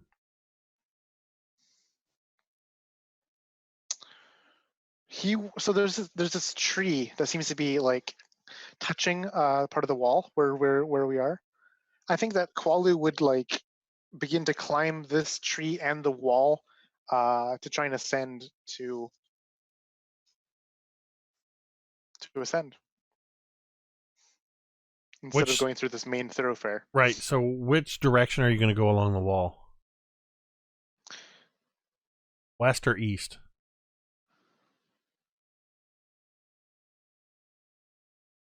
Well, I guess the task number 1 is getting over the wall. What? Perhaps I'm confused. You said you're going to try to climb the wall. Yeah, up it. I understand that. There is an opening in the wall. Are you going west of that or east of that? Left or right? Oh, because we're approaching from the west side of this big circle, correct? No, you're at the south side of it. That horizontal boulevard at the bottom of the map is the one you walked across. Remember that we went up above that, so we went. we were 2 blocks north of the horizontal we boulevard. cut up and then we cut to the Oh, east. okay, I thought my mistake because the way you had kind of described it, Connor. I thought you were separate from the others and you were on the boulevard. No, he was just 15 feet ahead of us, and then we just kind of hide in like alleyways. Okay, so you guys, I got it. So yeah, you guys can move through those trees and get to the wall. Yeah, and I want to use these this particular large tree that seems to be on the southwestern part of the circle, on the outside of it, to like shimmy up the tree, end up the wall to get over the wall, and like maybe even hop down the wall on the other side, instead of going through the main thoroughfare that runs north-south at the bottom of the circle. Okay, so the tree closest to the door, or the one as you move around, kind of at the 7 o'clock point on that circle. Yeah, that's. Let me get out a clock here. The 7 o'clock, 8 o'clock tree. Okay, I just wanted to override any confusion. Yeah, it's tricky when I can't like just point at it to you. Like I want to go here. Why can't you see where my finger is? Right. I definitely need to work out a little bit better system. I suppose there's a couple of pieces of software and online software that do this thing for you, but at any rate, so you're gonna climb up, and are you just gonna leap over the wall? Or are you gonna kind of stop up the top of the wall and take a look around? Oh yeah, he'll peek over the wall to make sure that he's not like face to face with any kind of like archers or snipers or something. And then if the coast is clear, he's gonna like roll over the edge of the wall and try and like dangle off the other side and drop down. Give me a perception check. All right. Hey, domain dice. Thank you, domain dice. That's a 21. All right, definitely thank you to all the people that have contributed bits and subscriptions, because they've been burning through them more than at any other time tonight. So you take a look around, and it looks like the way is clear. Dunala, Copper, Bell, are the two of you going to head up over the wall the same way, or are you going to do something else? Dunala wants to go over the wall, but then drop down on the other side of it, back to the ground. Which is what Qualu just did. He just paused okay. paused for a minute. What Qualu was thinking of doing was he might have actually signaled this to you guys early. He would be throwing a rope over once he gets onto the other side of it. All right, yeah. Dunala will definitely use that rope to basically climb up and back down. Dunala, as you start climbing up the rope, next to you, Copper Bell, you see as she just sort of grins, she holds up one of her paws and goes, shing, and you see these claws emerge, and she just scrambles up to the top. Fucking cats. As she crouches on the top, she looks over the wall and then reaches a hand down to help you up to the top of the wall, Dunala. And once you're up on the top of the wall, you can see down into the ruined palace outer structure, and you can lower yourself down the wall, rope, to Qualu. To his waiting arms. Yeah, he'll help you down. And then once we're all three of us on this side of the wall, he'll tie the rope to a little boulder or something else, like a little pillar or stone outcropping, or even a trunk of a tree nearby, that we can use this as an easy and quick getaway if the manure hits the oxen cart, so to speak. All right, so all three of you are down on the ground. What would you like to do? Dunala wants to keep moving straight to the heart of the palace, but stealthing along the way, of course. And at this point, Qualu will tell Dunala of the patrols that he saw. Mm-hmm. I see these. We are close to the heart. Blasnasi, if my hunch is correct, is not the type who will just attack us out of nowhere. But if we see a patrol and the patrol is aggressive, then, and he looks to Copper Belly as his next part, we kill them, eviscerate, and we keep on moving, yes? I cannot think Qual of a gives you I cannot think of a better way to die nobly. Perfect. Then let us go. Look here. You say you have seen Yanti patrolling the city, yes? Hmm. Down the streets? Hmm. Then why would they, if they seem to own the city, why would they try to cover these tracks? And she points near one of these buildings to the ground. Both of you make a survival check real quick. Come on. No, that was so close to being in that 20. That'll be a 12 for me. A 1? Or hold on a minute. Be careful holding up a single finger there. It was a 1, but I have a +5, so it's a 6. Okay. My die was like literally rolling onto the 20 and then teetered back down onto the 8. I'm like, no. No, you don't. Clearly, you do not have the eyes of a hunter. Look here. See, it looks like they attempted to cover up their tracks. They moved here, and then they were moving here, and she's sort of moving along towards this one of the ruined buildings. Yes. Look at this. And she lifts aside a palm frond, or some palm fronds, and uncovers a narrow, rough-hewn passage leading into the earth. Well, Vin, it looks like we found our way in. Should we take it, Qualu? Snakes do Yes. like to burrow into the ground, in my experience. Indeed, they do. Here, what is your marking? Track is, Oh, go ahead. I was going to say, if this pass is worth hiding, it's a path worth taking. Perfect. I will leave a small little marking here for Vale and Brilinya to see, but this will be our way in to go find this horror that is Raz Nasi. You mean the new characters that Mike and Megan are going to roll up? As we cut back to, as the three of you descend down into the darkened passageway, we will cut back to our friends in the gas-filling chamber. Let's see. So, Vale, you are right near the gate, which has slammed shut. Brilinya, you are standing over by the plinth where you've just taken the puzzle cube and dropped Cole's journal, which turned out to not do any good. As poison gas begins to fill this area, I need both of you to make Constitution saving throws.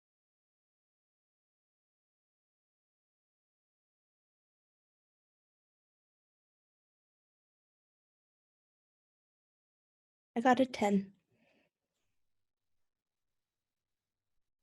And Vale. I got a 19.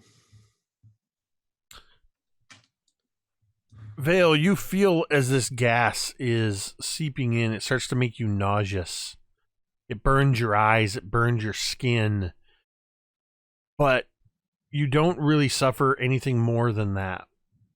You look over to Brilinya, and Brilinya begins gasping and instinctively begins struggling and taking in deeper breaths, drawing more of the poison into her lungs.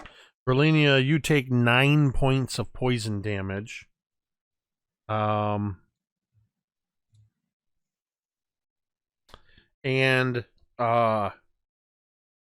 you are finding it as of this moment. What is your con modifier? 0?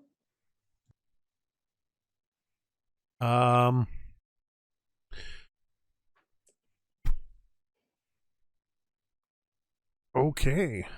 And what's your con modifier, Vale? +2. All right. You can attempt to hold your breath if you wish. Brilinya, you can hold your breath. You said 0. So you can hold your breath for up to 1 minute. Vale, you can hold your breath for up to 3 minutes. Is there just the opening at the front That is the that closed? only exit from this building. I'm guessing that Berlinia's wings have... I would say, Okay. with the time it took you just looking at the stone and figuring out the weight and everything, your wings would have sort of just, while you were looking at it, about the time you turn and the thing drops down, your wings just sort of and are gone. Okay. I guess Brilinya has no choice but to start scrabbling down into that pit and try to cross back towards the entrance. Well, you do have all around the edge, too, are wooden beams that are sort of sticking out like planks. Oh, So okay. just to refresh you, all around the edge here. Yeah. Okay. I mean, you're going to have to try leaping from... Okay, she is going to try and do that then, leap from plank to plank. Okay, so as you do this, because of the poison and the gas and everything else, you're going to be making these checks at disadvantage. I need you to make dexterity acrobatics checks.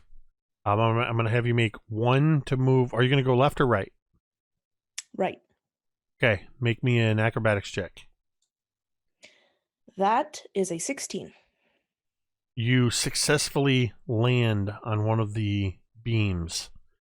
You feel it begin to shift under your feet as if it's going to drop away. Give me another acrobatics check to jump over to the east wall.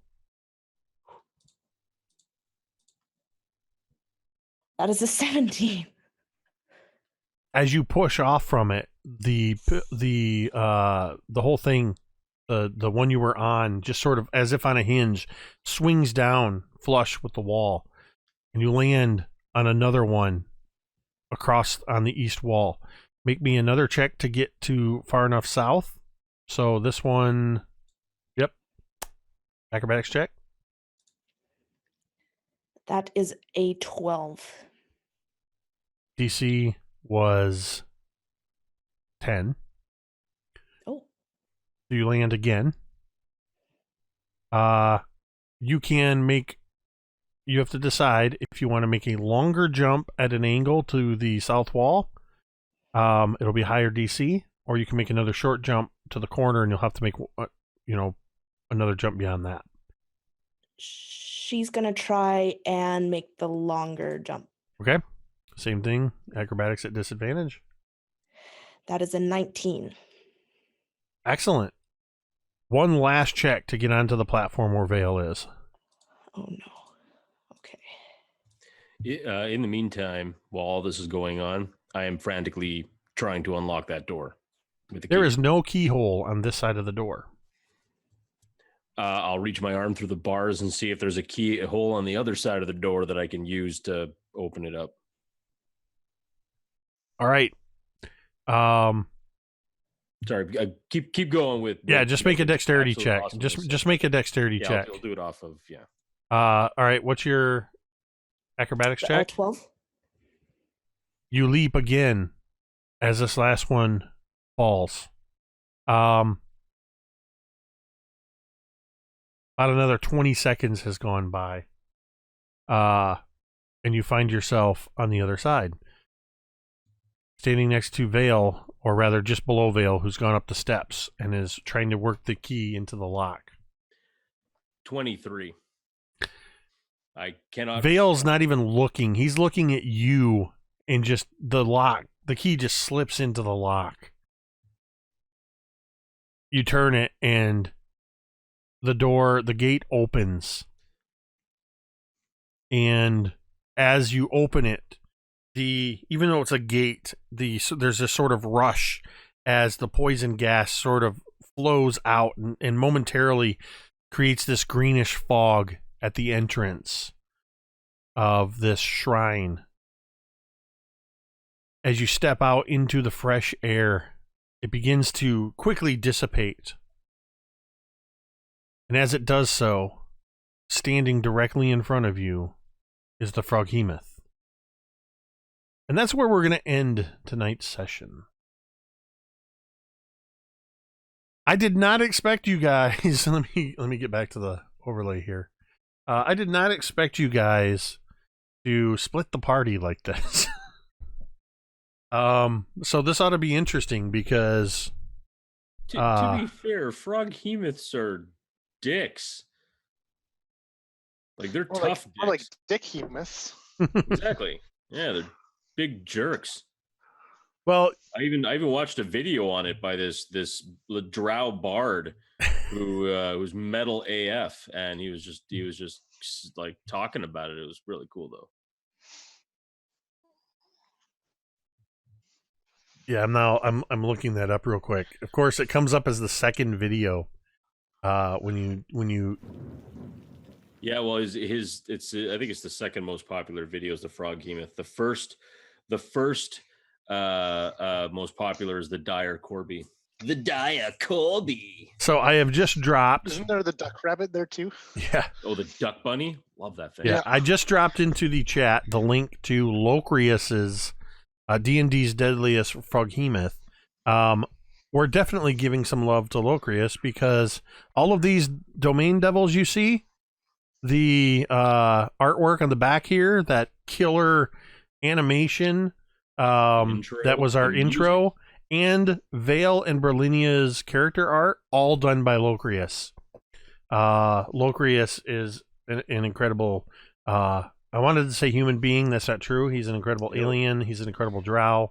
Yes, he is a night elf assassin. Yes. From I believe the Sagittarius cluster. Yes. I did ask it once. Yep. He is just one hell of a cool dude. So yeah, Dunala and Qualu are on a mission and picked up a stray along the way. Much to Mike and Megan's chagrin, not Vale and Brilinya, because in Mike's Waterdeep Dragon Heist campaign, right here on Waterdeep, on Mini Terrain Domain on Monday nights, I play a Tabaxi Bard by the name of 6 Days into Summer. So I'm saying in canon that Copper Bell is one of Six's long lost cousins. But we'll leave that up to Mike. Although I think he did mention in the last session actually something about having cousins in Chult. So yeah, this was a lot of fun. This is the second time I've run a game I've completely forgotten to stop for a break at the 950. I didn't see anybody clamoring for a break, so I hope that was all right. I kind of like this. You got the two exploring the Indiana Jones temple. The other two, so Vale and Brilinya are in. I imagine they're in like Raiders of the Lost Ark, while Dunala and Qualu are in Temple of Doom. That's about what's going on right now. So we'll see what happens in the coming sessions. For those of you, whether you're familiar or unfamiliar with this campaign setting, this was episode 40. We've been playing this for over a year, going on like something like 16 months, I think. 40 sessions, 100 hours.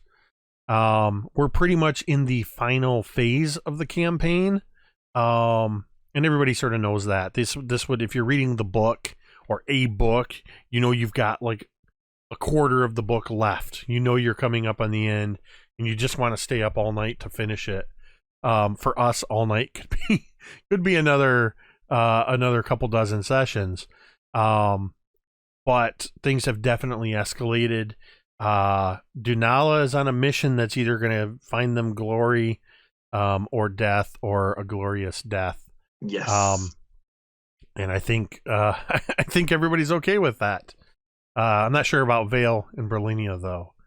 But yeah, this was exciting. I love the unique ways in which people circumvent problems. You know, I could have had you guys roll initiative as soon as the Froggamoth vanished, but I wanted to see, you know, with Brilinya readying that banishment spell, it worked for a time, but things still kind of went a little wonky there. So yeah, I'm loving this. In my mind, I already don't see these maps and overlays. I see these characters. I love that in my mind, that moment of Brilinya trying to save Vale, and then they both just sort of plummet. And she sacrificed herself a little bit for him. We're total. Marquise called it a long time. We're totally shipping Vale and Brilinya.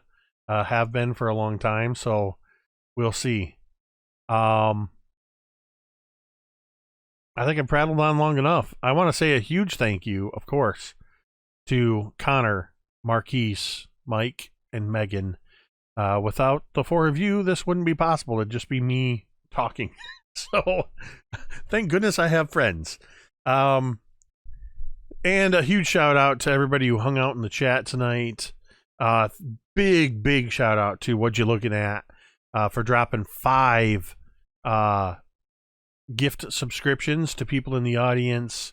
Cheswick Student has become, just in the last couple weeks, has become a faithful viewer of the MTD streams and is in there promoting the Discord, bringing the Discord, you know, dusting off the cobwebs in that thing. Definitely enough to make me want to go back in there and clean things up a bit, and we'll get some more interaction going on in there. We can ask questions, you know, answer some questions about the various games and whatnot. Discord link is down further below the video if you're on Twitch here. Yeah, we love having you guys interact the way you're interacting, because you saw these guys they were up to 14 domain dice, and they burned through 6 of them tonight. And they started the session with 7 domain dice.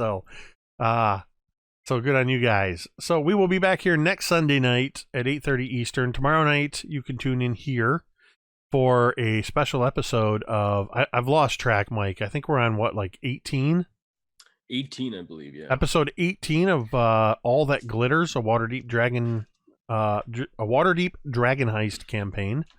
And for those who've been watching, you definitely will want to come down. It's going to be a very important episode, and you will find out if you make it out tomorrow, 5:30 p.m. Yep. And then every other Tuesday, last week we did it, not this Tuesday, but the following Tuesday, we'll be at it again under the DMing wiles of Megan. Connor and I are both players in The Curse of Strahd, that is over on the Dice on Ice RPG channel.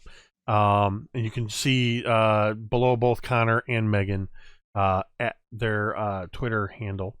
You can find out about that good stuff. And lots of other great games going on. Thursday night, you can see Megan along with some other great players as we continue. We're going to play something a little bit different this Thursday because V is at PAX East. V plays our Eladrin Bard, Cantriel. So this Thursday, Scotty will be sitting in the DM seat and taking us on one of his own sort of modern horror type mystery using the ICRPG rule set. So that's going to be a lot of fun too. So if you haven't already followed or subscribed, please hit that little heart up above there somewhere. Use your Twitch Prime subscription if you weren't one of the lucky people that was gifted a free subscription tonight to follow MTD, and we look forward to seeing you in future streams. So we're going to go ahead and end this stream the same way we end every stream, and you can say it with me if you want. Hey, Lubtown.